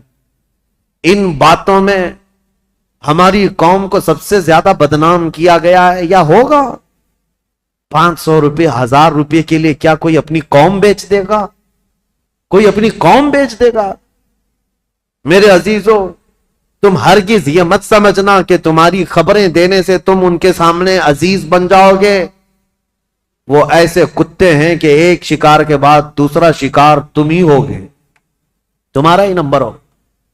اور میں جو بات عرض کر رہا تھا حدیث, وہ عرض کر کے آگے بڑھتا ہوں. ایک صحابی حضرت ابو لبابہ, یہودیوں کے متعلق حضور نے رات میں میٹنگ کی تھی کہ ان کے ساتھ کیا کرنا ہے. سارے صحابہ کا اتفاق ہو گیا تھا.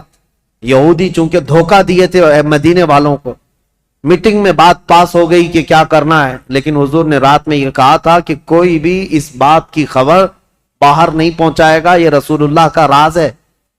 لیکن حضرت ابو لبابہ صحابی یہ باہر جا رہے تھے, یہودیوں نے انہیں پکڑ لیا. پرانی دوستی تھی, بچپن کی دوستی تھی. کہا ابو لبابہ سنا ہے رسول اللہ نے کچھ میٹنگ کی ہے ہمارے بارے میں, کیا مشورہ ہوا ہے؟ کہا نہیں بتاؤں گا, ہرگز نہیں بتاؤں گا, اللہ کے رسول کا راز ہے. تو ان پر پریشر ڈالنے لگے, پرانی دوستی کا واسطہ دیتے ہوئے, بچپن کی دوستی ہے, کچھ تو بتاؤ, اچھا اشارہ تو بتاؤ. میرے عزیزو, آج تو جان بوجھ کر کے پورا اپنا پروفیشنل اور اپنا کاروبار بنائے ہوئے لوگ ہیں. وہ تو حضرت ابو لبابہ غلطی سے ان کے ہاتھوں لگ گئے تو انہوں نے اشارے سے صرف یوں کہا تھا کہ تمہارا ہو جائے گا کام ہونے. اور یہودی راتوں رات پورا مدینہ خالی کر کے بھاگ گئے. دوسرے دن حضور کو خبر ہوئی, حضور نے بلایا, پوچھا کہ کس نے خبر کی ہمارے رات کی بات کو. تو حضرت ابو لبابہ کہتے ہیں کھڑا ہو گیا, کیونکہ پتا ہے نہ بھی بتاتا تو مخبر صادق صلی اللہ علیہ وسلم کو ہر بات کی خبر ہے. حضرت ابو لبابہ کھڑے ہو گئے, کہا یا رسول اللہ یہ جرم میرا ہے, لیکن میں نے جان بوجھ کر کے آپ کا راز افشا نہیں کیا اور نہ ہی مسلمانوں کی کوئی بات جان بوجھ کر یہودیوں کو بتایا. میں تو راستے پہ جا رہا تھا اور اچانک ان کے ہتھے چڑھ گیا, انہوں نے مجھے بچپن کی دوستی یاد دلائی اور بہت زیادہ دباؤ ڈالا, میں نے اشارہ کیا تھا بس. جانتے ہو اس بات پر میرے آقا نے کیا فرمایا؟ نبی پاک صلی اللہ تعالی علیہ وسلم کھڑے ہو گئے, سارے مدینے کے صحابہ سے کہا آج کے بعد سے ابو لبابہ سے کوئی مسلمان نہ سلام کرے گا نہ مصافحہ کرے گا. حضور پاک نے فرمایا مکمل طور پر ابو لبابہ کا بائیکاٹ کرو, کوئی سلام بھی نہیں کرے گا, مصافحہ بھی نہیں کرے گا. حضرت ابو لبابہ کے متعلق اتنا سخت حکم حضور نے فرمایا. اور آج بھی مدینہ طیبہ مسجد نبوی جاؤ گے, وہاں ستونوں میں, مسجد کے اندر جو ستون ہے نا, ان ستونوں میں ایک ستون حضرت ابو لبابہ کے نام سے ہے. ابو لبابہ نے کیا کیا؟ اپنی بیوی کو بلایا اور کہا اب میں جینے کے قابل نہیں ہوں، مجھے اس کمبے سے باندھ دینا جب تک میری توبہ قبول نہ ہو۔ ان کو رسی سے ان کی بیوی باندھ کر چلی جاتی۔ حد تو یہ ہے وہ مدینے والے کیسے تھے، صحابہ تو دیکھتے تھے ان کو، نمازوں کے وقت کھولا جاتا تھا، حضور کے پیچھے نماز پڑھتے تھے، پھر رسی سے باندھ دیے جاتے، کھانے کے وقت ہاتھ کھولتے۔ ان کی بیوی بھی کچھ پوچھو تو منہ پھیر لیتی، کہتی رسول اللہ نے منع کیا، تم سے سلام بھی نہیں کیا جا سکتا، کلام بھی نہیں، جینے کا حق ہے اس لیے کھانا دیا جا رہا ہے۔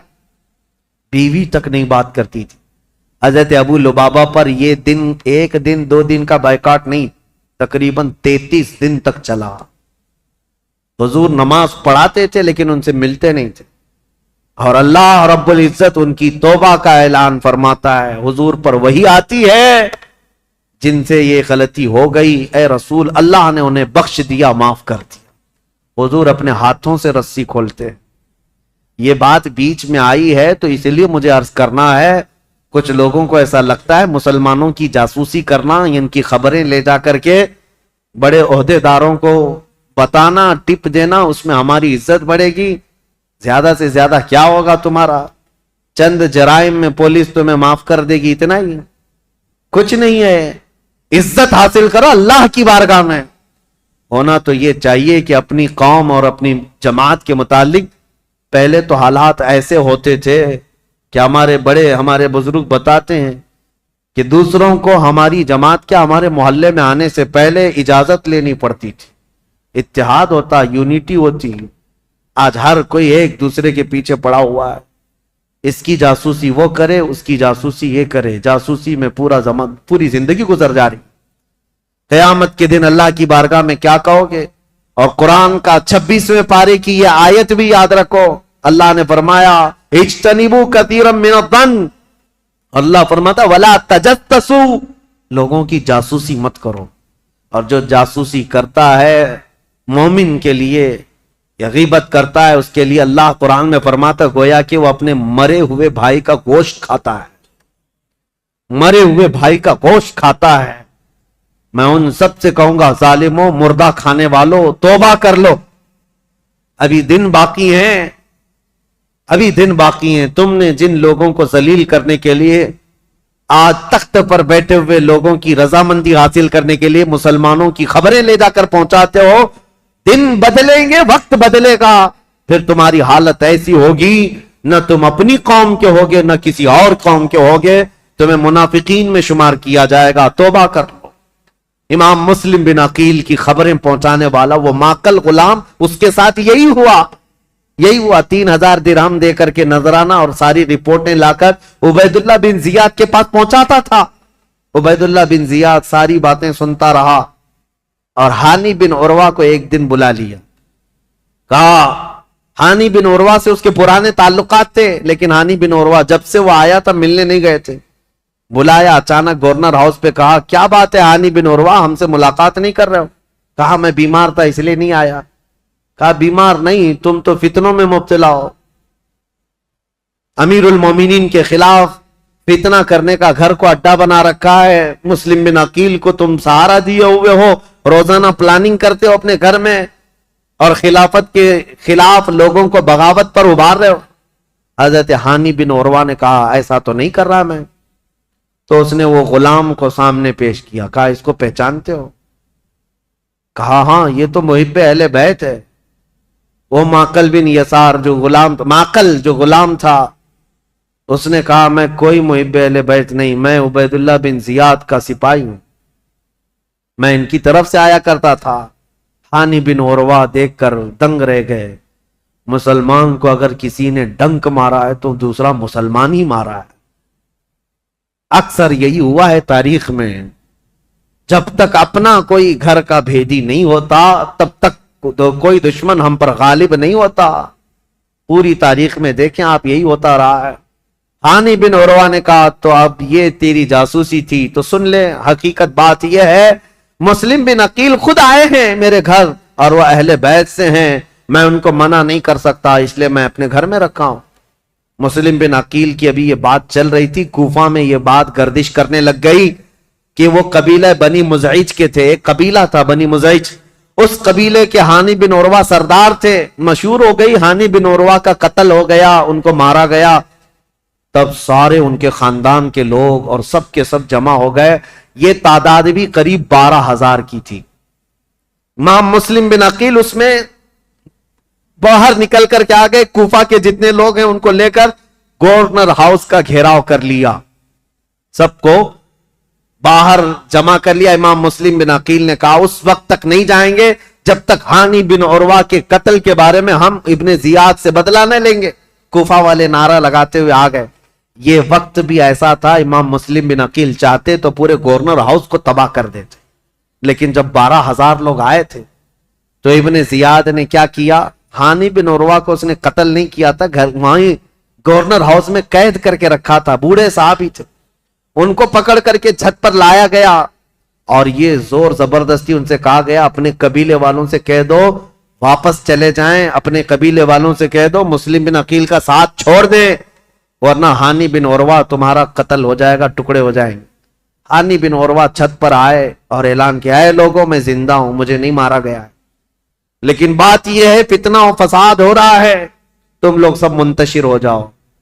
تو ابن زیاد کی طرف سے ایک آدمی کھڑا ہوا کہ اے بنی مزیج کے لوگوں، تم سے ابن زیاد کی کوئی دشمنی نہیں ہے، ہانی بن عروہ کا وہ دوست ہے، تم سب مسلم بن عقیل سے دور ہو جاؤ. ہانی بن عروہ کو کوفہ میں ایک عزت دار عہدہ دیا جائے گا اور ان کو یہاں پر عزت و تکریم سے نوازا جائے گا. قبیلے کے سارے لوگ نکل گئے. یہی وہ تاریخ ہے جب امام مسلم بن عقیل رات کو نماز پڑھانے کے لیے کھڑے تھے، عشاء کی 12,000 لوگ تھے، رات بھر یہ قضیہ چلتا رہا اور سارے قبیلے بنی مزیج کے اور کوفہ والے چھوڑ کر کے جاتے رہے. صبح کے وقت امام مسلم بن عقیل کے پیچھے فجر میں صرف 3 لوگ باقی تھے، 3 لوگ باقی رہ گئے. تاریخ میں ایسا باپ کبھی سنا ہے اپنے 12,000 لوگ ایک بیچ چھوڑ کر کے جائیں اور 3 لوگ باقی رہ جائیں؟ یہ رسول اللہ کے خاندان والوں کا بہت عظیم امتحان تھا.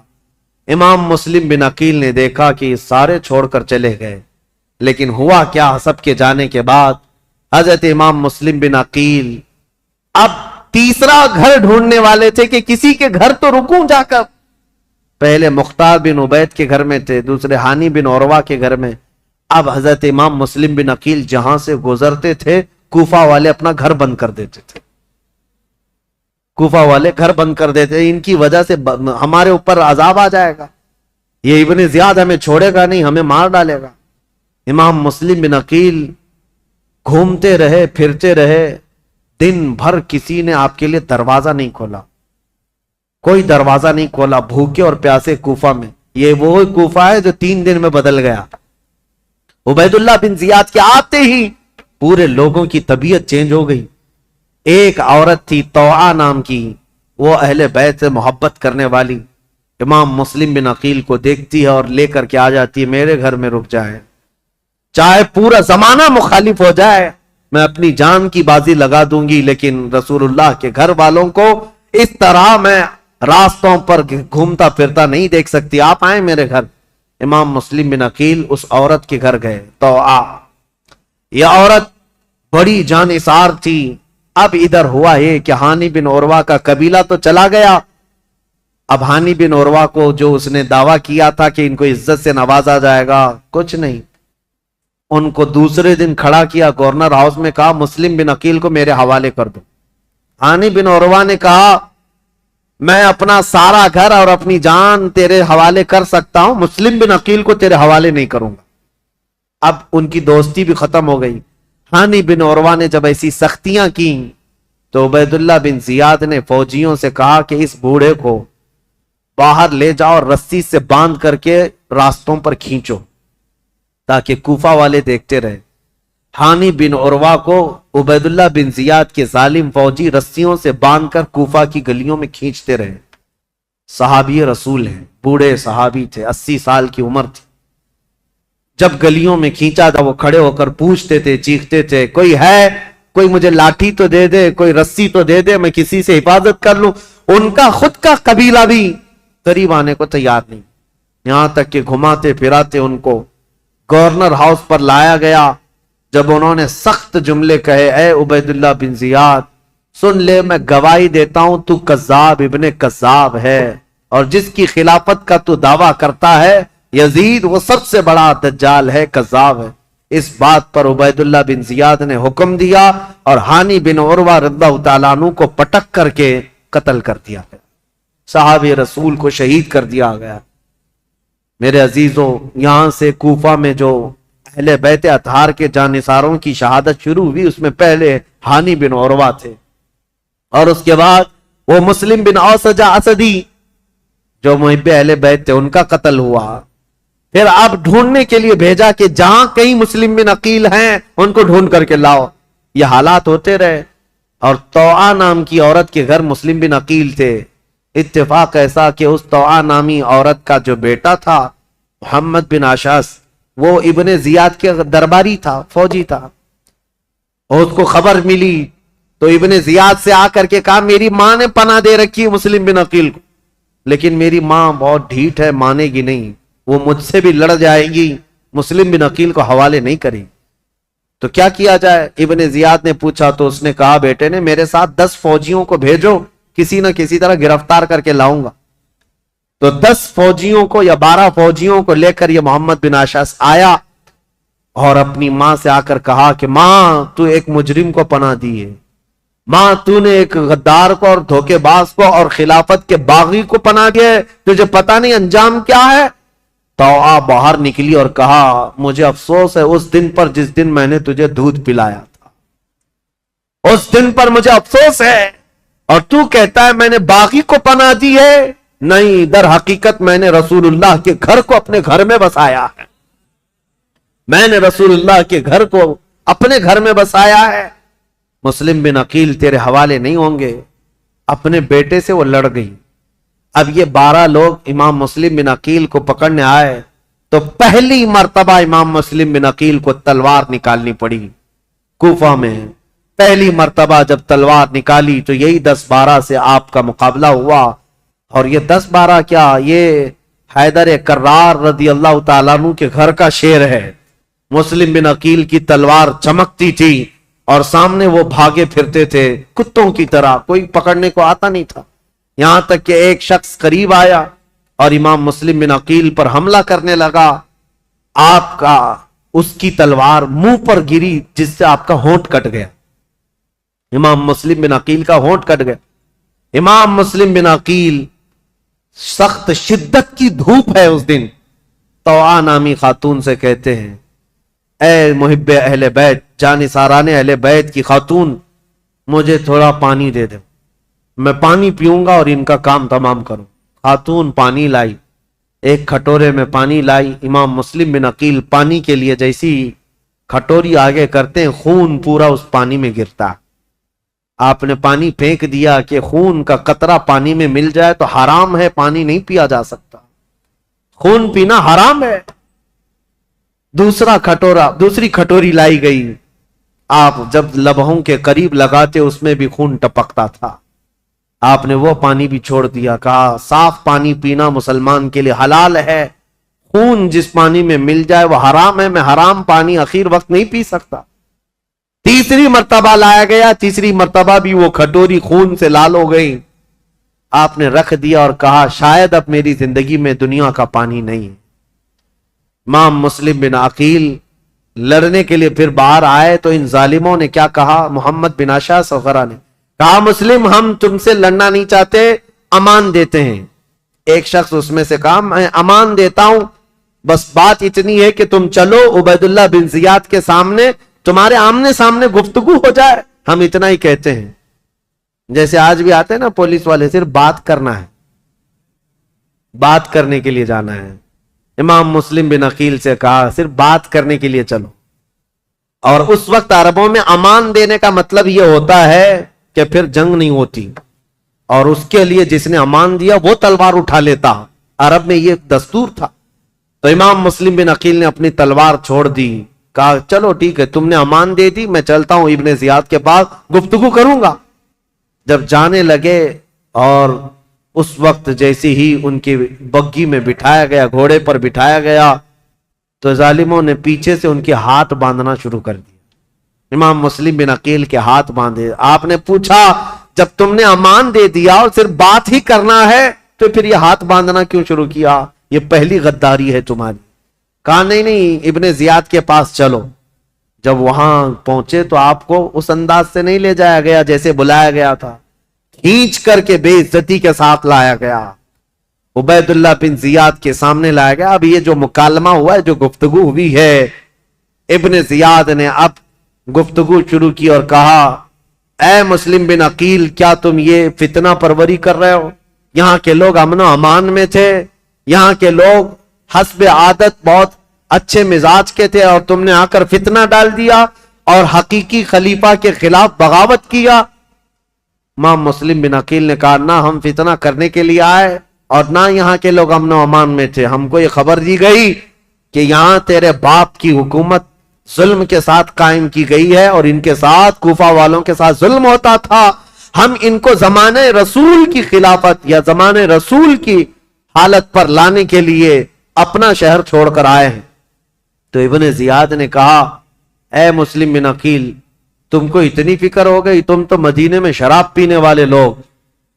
مسلم بن عقیل نے مسکرا کر کہا پورا زمانہ گواہ ہے، رسول اللہ کا گھرانہ شراب تو دور کی بات، میری کھٹوری میں خون کا قطرہ گرا تھا، میں نے وہ پھینک دیا ہے. شراب کی بات کرتا ہے؟ شراب تو تجھ جیسا آدمی پیتا اور تیرا امیر پیتا ہے یزید، جو مسلمانوں کی خون پر اپنی کرسی بچھایا ہوا ہے. یہ باتیں سخت ہو گئی امام مسلم بن عقیل کی اور ابن زیاد کی. ابن زیاد نے کہا کہ مسلم، ابھی تمہارے پاس وقت ہے کہ تم یزید کی امارت اور اس کی خلافت کو تسلیم کر لو تو ہمارے درمیان بات بن جائے گی. ابن زیاد نے جیسے ہی کہا، مسلم بن عقیل نے کہا تو ہم سے اس بات کا وعدہ لینا چاہ رہا ہے جو قیامت تک ہونے والا نہیں ہے، جو قیامت تک ہونے والا نہیں ہے. اور ہماری زندگیاں کیا، ہماری نسلیں ختم ہو جائیں گی، لیکن جس بات پر تو عہد لینا چاہتا ہے وہ ممکن نہیں ہے. ابن زیاد نے تلوار نکالی اور کہا اگر وہ ممکن نہیں ہے تو پھر میری تلوار سے تمہارا مقابلہ ممکن ہے. مسلم بن عقیل نے کہا میں نہیں کہتا تھا کہ تجھ جیسا خون پینے والا ہی شرابی ہے اور تیرے لیے ہی یہ سزاوار ہے کہ تو ہی مسلمان کے خون سے اپنے آپ کو آلودہ کر سکتا ہے. یہ گفتگو ہوتی رہی کوفہ کے گورنر ہاؤس میں. عبید اللہ بن زیاد نے امام مسلم بن عقیل کو پیچھے ہاتھ باندھ کر اوپر چھت پر لے جانے کا حکم دیا. جلاد کو بلایا اور جلاد کو بلانے کے بعد امام مسلم بن عقیل کی ہڈیاں توڑی گئیں، آپ کی ہڈیاں توڑی گئیں، اور اس کے بعد امام مسلم بن عقیل کو قتل کر کے گورنر ہاؤس کے اوپر سے پھینکا گیا. آپ کا سر مبارک الگ اور جسم مبارک الگ پھینکا گیا تھا. انا للہ و انا الیہ راجعون. یہ خاندان نبوت کے پہلے شہید ہیں، پہلے شہید کوفہ میں جنہوں نے دم توڑ دیا. لیکن جانتے ہو گورنر ہاؤس میں مسلم بن عقیل کی یہ حالت تھی کہ جب آپ کے ہاتھ باندھ کر کے آپ کو اوپر لے جایا جا رہا تھا تو کئی لوگ وہاں موجود تھے. ان کی طرف دیکھ دیکھ کر کے امام مسلم بن عقیل کہہ رہے تھے اے لوگوں، دنیا کا یہ دستور ہے، قیصر اور کسریٰ جیسے ظالم بادشاہ بھی جب کسی کو پھانسی دیتے تو پھانسی دینے سے پہلے اس سے پوچھ لیتے تیری کوئی خواہش ہے تو بتا دے.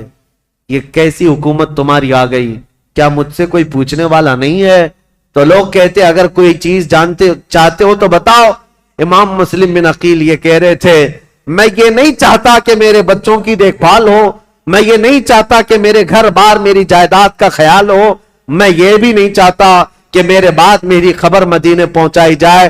بس اتنی خواہش ہے میری موت سے پہلے حسین ابن علی کو یہ پیغام پہنچا دو کہ وہ کوفہ جیسے بددیانت شہر میں کبھی نہ آئے.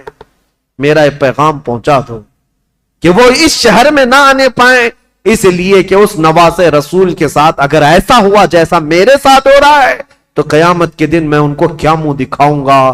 حسین اگر مجھ سے یہ پوچھے کہ اے مسلم تمہارے خط کی وجہ سے میں آیا تھا اور میرے ساتھ کوفہ والوں نے کیا کیا، اگر حسین ابن علی مجھ سے یہ پوچھ لے تو میں کیا جواب دوں گا؟ اس لیے کہ اب تک میں 2 خط لکھ چکا ہوں کہ کوفہ کے حالات بڑے اچھے ہیں. اس لیے اے لوگوں میرا یہ پیغام پہنچا دو حسین ابن علی کوفہ کی طرف نہ آئیں. کوفہ کے گورنر ہاؤس میں بیٹھے ہوئے لوگ پھٹا چپٹا مار کر ہنسنے لگے اور کہا مسلم بن عقیل تمہاری یہ خواہش پوری نہیں کی جائے گی اور نہ ہی یہ پیغام حسین تک پہنچایا جائے گا. جاؤ تم پھانسی کے پھندے پر, اگر حسین آتے ہیں تو انہیں بھی اسی طرح کا مزہ چکھایا جائے گا. امام مسلم بن عقیل کی شہادت ہو گئی اور جیسے ہی ان کی شہادت ہوئی میرے عزیزوں, ہانی بن عروہ جو ان کے جانثار تھے, ان کے محب تھے, ان کا قتل ہوا. مسلم بن اوسجہ کا قتل ہوا. اب مسلم بن عقیل کا قتل ہوا. اتنا ہی نہیں کہ گورنر ہاؤس سے ان کی لاش پھینکی گئی تھی, ہڈیاں توڑی گئی تھی. اتنا ہی نہیں, مجھے بتانے میں درد محسوس ہوتا ہے, رونگٹے کھڑے ہو جاتے ہیں. مسلم بن عقیل کی لاش کو گورنر ہاؤس پر لٹکایا گیا. کوفہ والے دیکھتے رہو, جو بغاوت کرے گا اس کا انجام یہی ہوگا. جو ہمارے امیر کے خلاف کھڑا ہوگا اس کے ساتھ ہم یہی برتاؤ کریں گے. میں یہ کہتا ہوں اے مسلمانوں, اس واقعے کو بار بار یاد کرنا. موب لنچنگ یہ آج کی تاریخ نہیں ہے, کوفہ والوں نے بہت پہلے شروع کر رکھا تھا. آج کے یہ کتے بھیڑیے جب کسی مسلمان پر حملہ آور ہوتے ہیں اور مار مار کر کے گوشت کے نام پر, گائے کے گوشت کے نام پر, پتہ نہیں کس کس چیز کے نام پر, کیا ہمارے ملک میں یہ حالات نہیں ہوتے؟ پہلو خان, جنید خان, پتہ نہیں کتنے ایسے نوجوانوں کو بے گناہ مار دیا گیا موب لنچنگ کے ذریعے. اور کبھی کسی کو گرفتار کر کے زبردستی ان کو مار کر کے یہ کہا جائے بولو ہمارے بھگوان کا نام. یہ سب جو حالات ہوئے, اور پھر یہ کتے ظالم کرتے کیا ہیں, ویڈیو بنا کر کے اس کو وائرل کریں اور مسلمان بھی شیئر کرتے, فارورڈ کرتے رہتے ہیں. اور یہ ان کا مقصد ہی ہے کہ تمہارے دلوں میں دہشت پیدا کی جائے. ارے ان کے ساتھ اگر ایسا کیا جائے تو ایسا کر دیں گے, ویسا کر دیں. پھر ہوگا کیا؟ ٹوپی چھپا کر گھومو, داڑھی چھلا کر گھومو. نہیں, ہم تو سیکولر لوگ ہیں, ہم تو سیکولر لوگ ہیں, کہیں سے ہمیں مسلمان دکھنا نہیں ہے. نام بھی ایسا رکھو کہ کوئی پہچان نہ سکے. یہ تمہاری حالتیں اسی دہشت کی وجہ سے آنے لگ گئی. میرے عزیزوں, یہ نئی باتیں نہیں ہمارے ملک کے لیے یا ہماری تاریخ میں. ہمارے کسی بچے کو گرفتار کر کے موب لنچنگ کرنا, کتے اور بھیڑیے اس پر حملہ آور ہو جائیں, ایک نہتے کو مار کر لٹکا دینا, یہ آج کی بات نہیں. تمہیں پتا ہے, میں رک کر کے تھوڑی سی اور تاریخ بتا دوں. عبداللہ بن زبیر, تاریخ اگر آگے بیان ہوتی تو انشاءاللہ ان کا بھی دور آتا یزید کے بعد. عبداللہ بن زبیر جو مکہ میں تھے, یہ کون ہے عبداللہ بن زبیر؟ یہ حضرت ابو بکر صدیق کے نواسے. ان کی ماں اسما بنت ابو بکر اور باپ زبیر بن عوام, رسول اللہ کے عشرہ مبشرہ صحابہ میں سے. ان کے بیٹے, ماں صدیق اکبر کی بیٹی اور باپ رسول اللہ کی پھوپھی کے بیٹے. یہ عبداللہ بن زبیر, ان کے ساتھ جو ہوا تھا پتہ ہے, یزید کے دور کا ہی ایک گورنر حجاج بن یوسف عبداللہ بن زبیر سے مکہ میں 40 دن تک لڑا تھا, جس کی لڑائی کی وجہ سے خانہ کعبہ کا غلاف جل گیا تھا اور حجر اسود کو نقصان پہنچا تھا. اور وہ جنتی دمبا جو حضرت اسماعیل علیہ السلام کے قربانی کے وقت جنت سے لایا گیا تھا, وہ دمبے کا جو اس کے سینگ تھے, جو نشانیاں تھی وہ جل گئی تھی, ختم ہو گئی تھی. اتنے بڑے واقعات پیش آئے عبداللہ بن زبیر کے زمانے میں. اور ہوا کیا تھا پتہ ہے, وہ تھک ہار کر کے گھر کے اندر آئے. اسما بنت ابو بکر, اس وقت ان کی عمر 90 سال کے قریب تھی, تقریباً 90 سال کے قریب کی عمر ہے حضرت اسما کی, یا 80 سال کی عمر ہے. بیٹا جب تھک کر آیا تو اسما بنت ابو بکر اٹھاتی ہیں اور کہتی ہیں, بیٹا شیروں کو یہ زیب نہیں دیتا کہ وہ جھوپڑی کے سائے میں بیٹھے. تو بوڑھی ماں کی فکر نہ کر, دین اسلام کی فکر کر. بیٹے کو بھیج دیا اور بیٹا شہید ہو گیا تھا. عبداللہ بن زبیر قتل ہو گئے تھے. آپ کو ایسا لگ رہا ہوگا کربلا کے واقعات میں بیچ میں کہاں سے آئے. یہ اس لیے بتا رہا ہوں, موب لنچنگ کا دور اور موب لنچنگ جو ہو رہی ہے اس کے متعلق کہہ رہا ہوں. عبداللہ بن زبیر کو قتل تو کیا حجاج بن یوسف نے, لیکن جانتے ہو ان کی لاش کو 40 دن تک ایک کھمبے پر باندھ کر لٹکایا گیا تھا. 40 دن تک لٹکایا گیا تھا, اور تاریخ میں موجود ہے. لیکن وہ پورا جسم 40 دن تک تر و تازہ تھا, ہر دن خون کا قطرہ ٹپکتا تھا اور جسم اسی طرح تر و تازہ تھا. نہ جسم میں کوئی سڑن, کوئی بدبو, نہ ہی بوسیدگی, کچھ نہیں. اب جو بات کہنے کی ہے امپورٹنٹ وہ یہ ہے، بوڑھی ماں اسما بنت ابو بکر روزانہ لاٹھی پکڑ کر آتی تھی، ہر دن اپنے بیٹے کو دیکھتی تھی اور گھر جاتی تھی. لاش لٹکی ہوئی ہے اور ماں روزانہ دیکھتی تھی اور گھر جاتی تھی. 40 دن گزرنے کو آئے، تب اسما بنت ابو بکر نے کیا کہا تھا پتا ہے؟ اپنی لاٹھی پکڑ کر کے کہا تھا، 80-90 سال کی خاتون، اے مکہ والو، اس دولہے کا سواری سے اترنے کا وقت کب آئے گا؟ کیا ابھی وہ وقت نہیں آیا کہ یہ دولہا اپنی سواری سے اتر جائے؟ بیٹے کی لاش کھمبے سے لٹکی ہوئی ہے، لیکن ماں اس وقت تک ہمت نہیں ہارتی، لوگوں سے کہتی ہے میرا بیٹا دولہا ہے اور سواری پر سوار ہے. پھر 40 دن کے بعد ان کی لاش کو لا کر دفن کیا گیا تھا. یہ باتیں اس لیے میں عرض کر رہا ہوں کہ تمہارے جذبے جوان رہیں. ہمارے لیے موت، ہمارے لیے کسی کا کٹ جانا، مر جانا ہمارے حوصلوں کو توڑنے والا نہیں ہونا چاہیے. اسی لیے اکثر میں تقریروں میں کہتا ہوں، ان ظالم بھیڑیوں سے اور کتوں سے یہ بتاؤ، اگر میری گردن کل کو کاٹ دی جاتی ہے، مجھے پھانسی پر چڑھایا جاتا ہے، یہ ہرگز مت سمجھنا کہ تم نے اسلام کو ختم کر دیا یا اسلام کا نقصان پہنچا دیا یا مسلمانوں کو ختم کر دیا. ہرگز نہیں. ہمارا تو یہ ماننا ہے اسلام زندہ ہوتا ہے ہر کربلا کے بعد.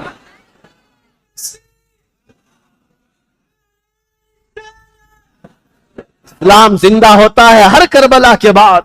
حضرت امام مسلم بن عقیل کی لاش کو لٹکا کر کوفہ والوں نے یہ موب لنچنگ ہی تو کیا تھا، تو کیا اس وقت اسلام ختم ہو گیا؟ سب ڈر کر کے سہم کر کے سب چیزیں چھوڑ دیے؟ نہیں میرے عزیزو، اسلام پھلتا رہا، پھولتا رہا. اسی لیے یہ کچھ دیر کی خاموشی ہے، پھر شور آئے. آج کتوں کا وقت ہے، کل ہمارا دور آئے انشاءاللہ العزیز. امام مسلم بن عقیل کی شہادت کے بعد جو ہولناک مناظر پیش آئے کوفہ کی سرزمین پر، وہ بیان سے باہر ہیں میرے عزیزو. اب میں رلانے کے لیے بیان نہیں کرتا، لیکن غم ہمارا قدرتی ہے، غم ہمارا فطرتی ہے، آ جاتا ہے. میں تو بیان اس لیے کرتا ہوں کہ ہمارے بچے جوان رہیں اور بوڑھے بھی جوان رہیں. کربلا کی داستان سن کر ڈر کر کے سہم کر کے حالات سے سمجھوتا کرنے والی باتیں نہ کریں، بلکہ ہمیشہ ایک بات یاد رکھیں، تلوے چاٹنے والوں کی تاریخ نہیں لکھی جاتی، باطل سے ٹکرانے والوں کی تاریخ لکھی جاتی ہے. یہ کوئی کمال کی بات نہیں. آج جو حکومت میں اس کے تلوے چاٹیں، اس کی جوتیاں اٹھائیں، یہ چڑھتے سورج کو پوجا کرنے والے لوگ ہر زمانے میں آتے رہیں گے، ان کا نام و نشان نہیں ہوتا. دیکھیں زمانے بدلتے گئے، بہت سارے بادشاہ آئے یا بڑے بڑے لیڈر آئے، لیکن تاریخ میں جو حسین کا مقام ہے وہ کسی کا مقام نہیں، کیونکہ ٹکر بھی ایسے لیا تھا کہ تاریخ رقم کر دیا. اسی لیے شاعر نے کہا ہے، رب کی توحید کلمہ نبی کا ولائے مرتضی، سب کو بچانے نکلا ہے قافلہ حسین کا. کلمہ نبی کا، رب کی توحید اور ولائے مرتضی، سب کو بچانے نکلا ہے قافلہ حسین کا. عزیزان گرامی اوقات، امام مسلم بن عقیل کی شہادت کے بعد ابن زیاد کی سختی اور زیادہ بڑھ گئی. یہ وہ حرام الدہر شخص تھا جس کے متعلق صحابہ بھی کہتے تھے کہ ابن دجانہ، اس کو ابن مرجانہ کہا جاتا تھا، ایک ایسی عورت کا بیٹا جس کو زانیہ کہا جاتا. اس کے اندر کہاں سے اچھائیاں آتی، کہاں سے نرم دلی آتی، کہاں سے رحم آتا. پھر ہوا یہ کہ ابن زیاد کو یہ خبر دی گئی، جب مسلم آئے تھے تو ان کے ساتھ 2 بیٹے بھی آئے تھے. کہیں ایسا نہ ہو کہ ان کے بچوں کی محبت پھر لوگوں میں جاگ جائے اور پھر اہل بیت کی طرف چل پڑے. میں نہیں کہتا مسلمانوں، جب ظالم اپنی طاقت کے بل بوتے سب پر ظلم کرتا ہے، اس کے باوجود بھی اہل حق کے بچوں سے بھی اسے گھبراہٹ ہوتی ہے، خوف ہوتا ہے، ڈرنے لگتا ہے. آپ کو پتا ہے وہ پاکھنڈی خنزیر کا بچہ حضور کی شان میں گستاخی کرتا تھا، غازی آباد میں ڈاسنا میں بیٹھ کر ایک مرتبہ اس کے مندر میں 8 سال کا بچہ کہیں پانی پینے کے لیے چلا گیا. دوسرے دن پورے نیوز والوں کو بلا لیا، پولیس میں خبر کر دیا آتنکوادی آ گیا تھا میرے گھر، کوئی ٹیررسٹ آ گیا تھا. 8 سال کا بچہ پانی پینے کے لیے بھولے بھٹکے چلا گیا، لیکن نام تھا مسلمان. تو ہم یہ کہتے ہیں میرے عزیزو، یہ جو ڈراؤنا خواب ہے، تمہارے پاس ساری طاقت، ساری قوت، سارا عہدہ، سارا ڈپارٹمنٹ، سب کچھ ہے، لیکن پھر بھی دیکھو اہل حق کا 8 سالہ بچہ بھی تمہیں بم لگتا ہے. کیوں؟ الحمدللہ ہم حق کے ساتھ جیتے ہیں، تنہا پورے ملک میں گھوم رہے ہیں، ہمیں کسی بات کا خوف نہیں.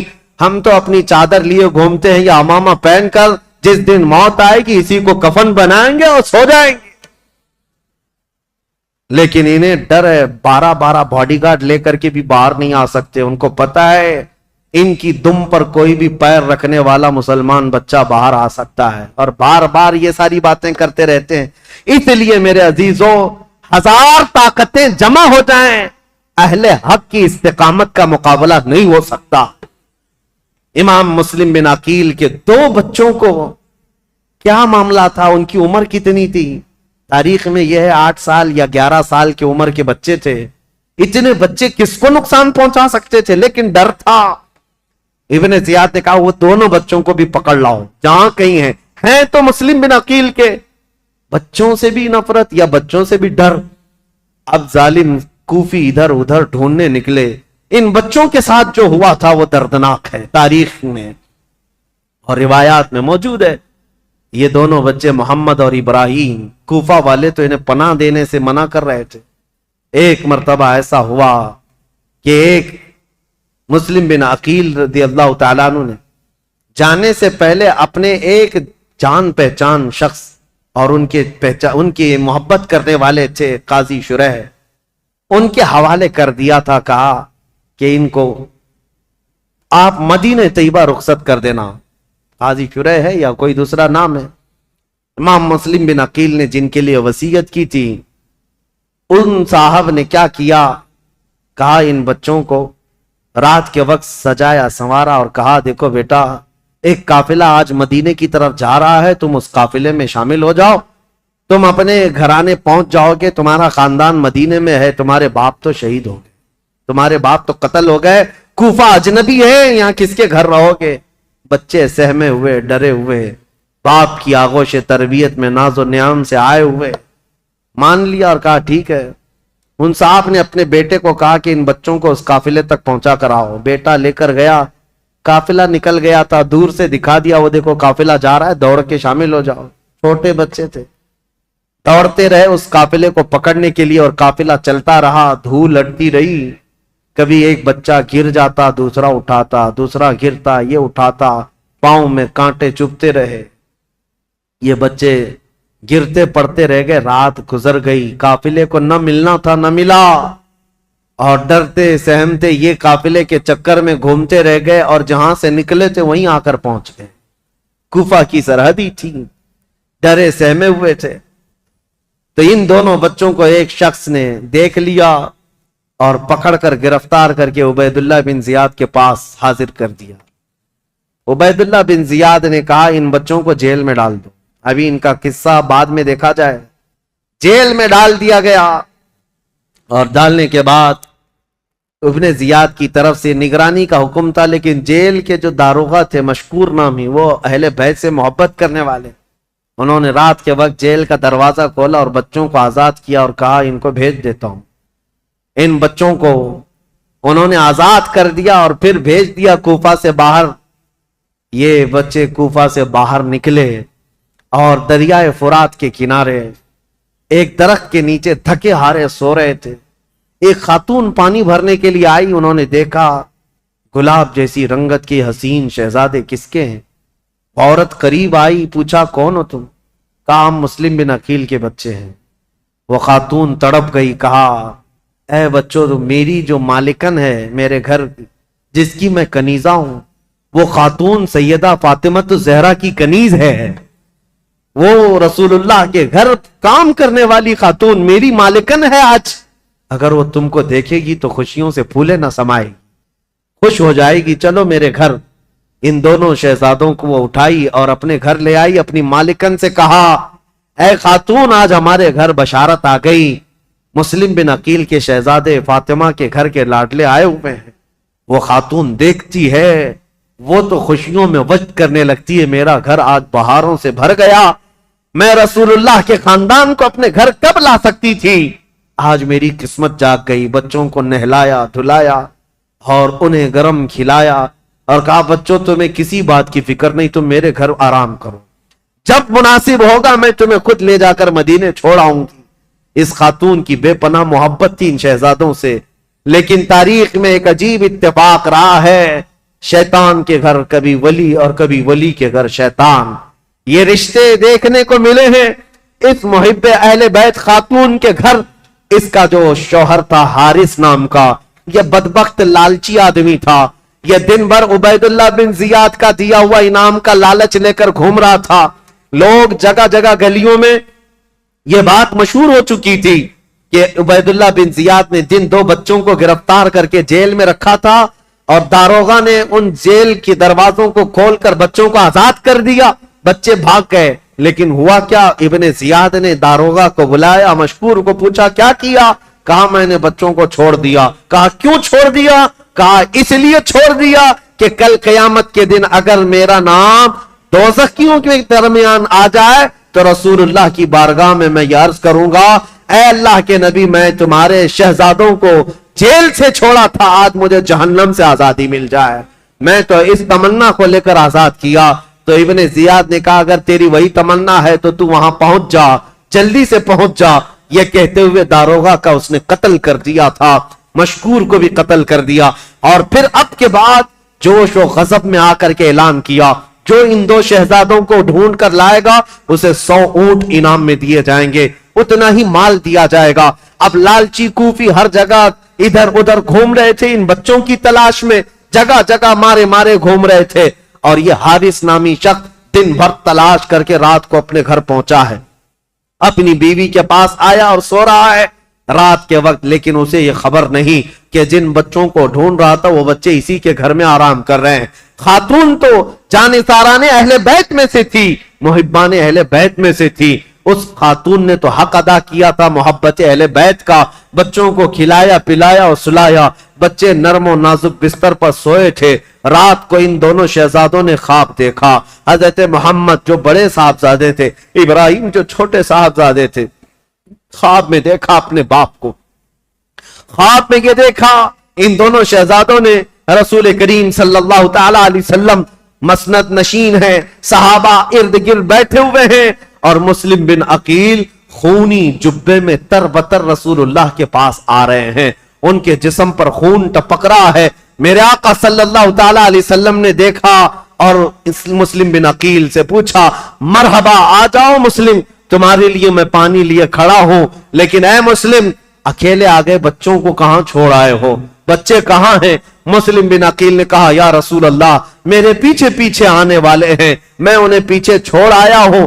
اتنا سننا تھا یہ بچے خواب دیکھ رہے تھے, بچک کر اٹھ گئے اور ایک دوسرے سے چمٹ کر رونے لگے.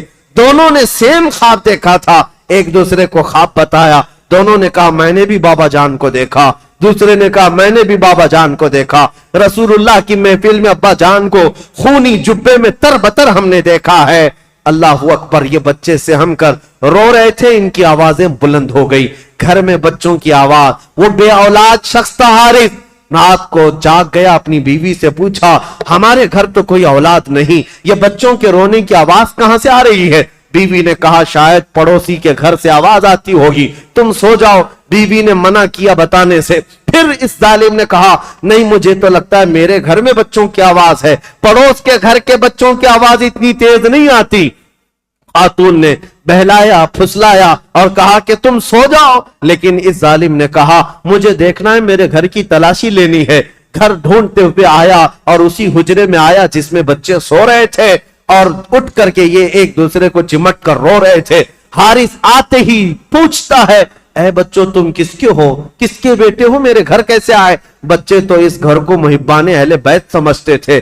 دیکھا تھا ایک دن پہلے خاتون نے نہلایا دھلایا ہے, کھانا کھلایا ہے, ہمارے گھر ہمارا جانثاروں کا یہ گھر ہے. بچوں نے تڑپ کر کہا اے شخص ہم تو مسلم بن عقیل کے شہزادے ہیں, ہم اہل بیت نبوت سے تعلق رکھتے ہیں. اتنا سنتے ہی یہ حارث دونوں بچوں کے بال پکڑ کر کھینچ کر کے اٹھایا. کہا دن بھر تمہاری تلاش میں سرگرداں تھا, میں نے کہاں کہاں کی خاک چھان ماری, تمہیں ڈھونڈتے ڈھونڈتے تھک گیا اور تم میرے گھر کے بستر پر سو رہے ہو۔ دونوں بچوں کے گال پر تماچے مارنے لگا، غصے کے مارے دونوں بچوں کو تھپڑ رسید کرتا رہا۔ یہ بچوں کا منظر دیکھ کر کے اس کی خاتون بیچ میں آ گئی، کہا ظالم تو اپنے ہاتھوں کو بچا لے، تو کل قیامت کے دن فاطمہ کے سامنے کھڑا ہوگا، علی کے سامنے کھڑا ہوگا، رسول اللہ کے سامنے کھڑا ہوگا، ان کے گھر والوں کو دی ہوئی تکلیف کا کیا جواب دے سکتا ہے؟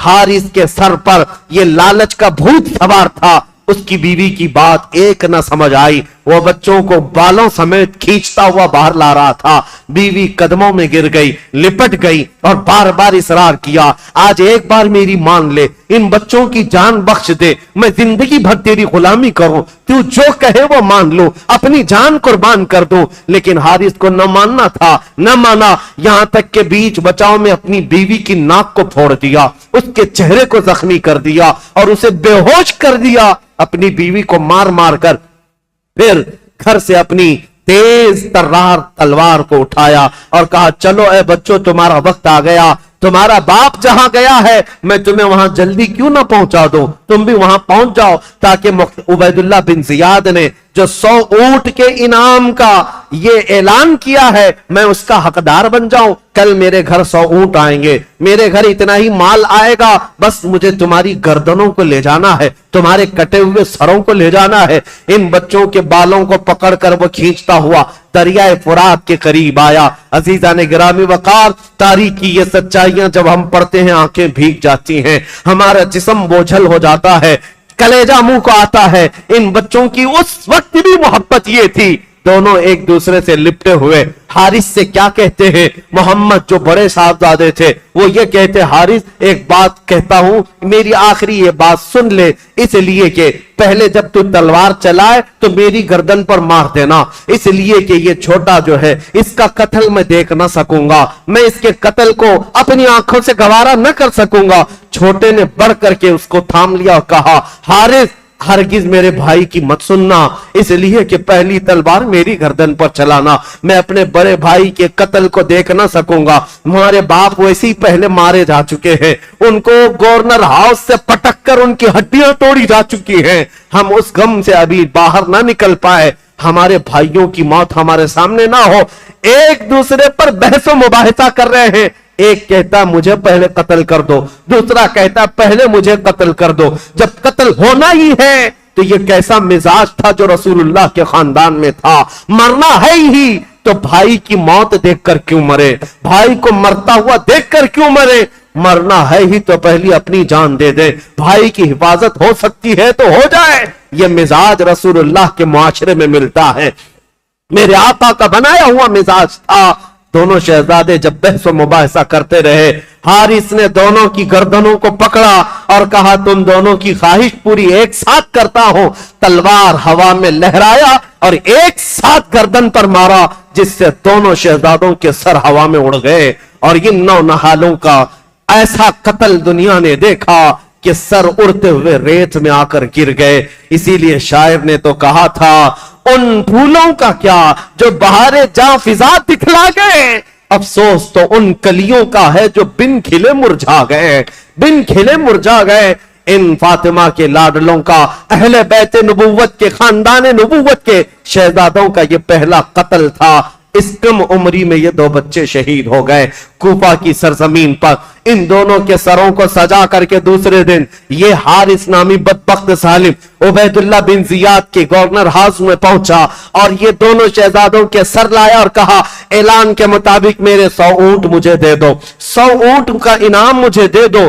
عبید اللہ بن زیاد نے کہا ارے ظالم، تجھے کس نے کہا تھا کہ ان کے مردہ، ان کے کٹے ہوئے سر لانے کے لیے؟ میں تو زندہ لانے کے لیے کہا تھا۔ اگر یزید نے مجھ سے پوچھ لیا کہ ان بچوں کو قتل کرنے کا آرڈر کس نے دیا تھا تو میں کیا پیش کروں گا؟ یہ کہتے ہوئے عبید اللہ بن زیاد نے اسی وقت حارث کی گردن اڑا دیا جو صبح کے وقت بچوں کا قاتل تھا۔ رب العالمین نے شام سے پہلے اس ظالم کو کیفر کردار تک پہنچایا۔ اسی لیے قرآن کہتا ہے سَيَعْلَمُ الَّذِينَ ظَلَمُوا أَيَّ مُنْقَلَبٍ يَنْقَلِبُونَ، ان قریب ظالم یہ جان لیں گے کس کھائی میں اللہ انہیں گرائے گا۔ ظلم کی ایک تاریخ ہوتی ہے، ظلم کی حکومت زیادہ دیر تک نہیں چل سکتی، اللہ کریم کی پکڑ آ ہی جاتی ہے۔ عزیزان گرامی وقار، تاریخ کے ان اوراق کو آج میں یہاں روکتا ہوں اس لیے کہ یہ کوفہ کی زمین جو خون اہل بیت سے لال ہوئی، اس کے بعد اہل بیت یہاں آئے نہیں، خط تو جا چکے تھے امام حسین کے پاس، اب امام حسین کا قافلہ مکہ سے نکلنا تھا اور پھر وہ کربلا پہنچنا تھا، جو خونی منظر وہاں ہونا تھا، وہ سارے واقعات انشاءاللہ کل یوم عاشورہ ہے، اور عاشورہ کے دن انشاءاللہ العزیز یہ کربلا کی داستان ہم سنائیں گے، تاکہ آپ کے اندر یہ رقت بھی طاری ہو، یہ نہیں کہ ہم کھچڑے کھائیں، یہ نہیں کہ ہم صرف شربتیں پئیں، یہ نہیں کہ ہم اچھے اچھے کھانے کھائیں، کل کا دن ہمیں یہ یاد کرنے کے لیے بھی ہے کہ آج سے 14 صدیوں پہلے یہی وہ دن تھا جب آسمان کا سورج تمازت اور اپنی چلچلاہٹ پیش کر رہا تھا، میرے رسول کا شہزادہ 3 دن سے بھوکا اور پیاسا میدان میں اپنے بچوں کو لے کر ایک بہت بڑا امتحان دے رہا تھا۔ آج اگر میں گھر میں سحر کے وقت سو رہا ہوں تو شرم سے ڈوب کر مرنا چاہیے، فجر کے وقت سو رہا ہوں شرم سے ڈوب کر مرنا چاہیے۔ یہی وہ عاشورہ کی تاریخ تھی جب گردنوں پر تلواریں تھی، اس وقت بھی حسین رب کا سجدہ فراموش نہیں کر رہا تھا، حسین سجدے میں رہا۔ اور میرے عزیزو، رسول اللہ کے اس خاندان کا تصور لے کر کے کل کا دن ہمیں جینا ہے اور خراج تحسین پیش کرنا ہے، عقیدت کے نذرانے پیش کرنے ہیں، اور پھر یہ پکار کر کے جانا ہے، ان ظالم کتوں کو بتا کر کے جانا ہے۔ ہم ہر سال کربلا بیان کر کے پھر ایک نیا حوصلہ لے کر اٹھتے ہیں اور دنیا کو یہ بتاتے ہیں قتل حسین اصل میں مرگ یزید ہے، اسلام زندہ ہوتا ہے ہر کربلا کے بعد، تو نہ ہوتا تو نہ رہ جاتی صداقت اے حسین، پھر اس زمانے کو تیری ضرورت ہے اے حسین۔ سلام ان شہیدان کربلا کو اور سلام اہل بیت اطہار کے ان نونہالوں کو، مولا کریم اخیر زندگی تک اہل بیت کے قدموں میں زندگی عطا فرمائے اور جان نثاران اہل بیت میں ہمارا شمار فرمائے۔ قیامت کے دن اللہ ہم سب کا حشر اہل بیت کے سائے تلے عطا فرمائے۔ وآخر دعوانا ان الحمدللہ رب العالمین۔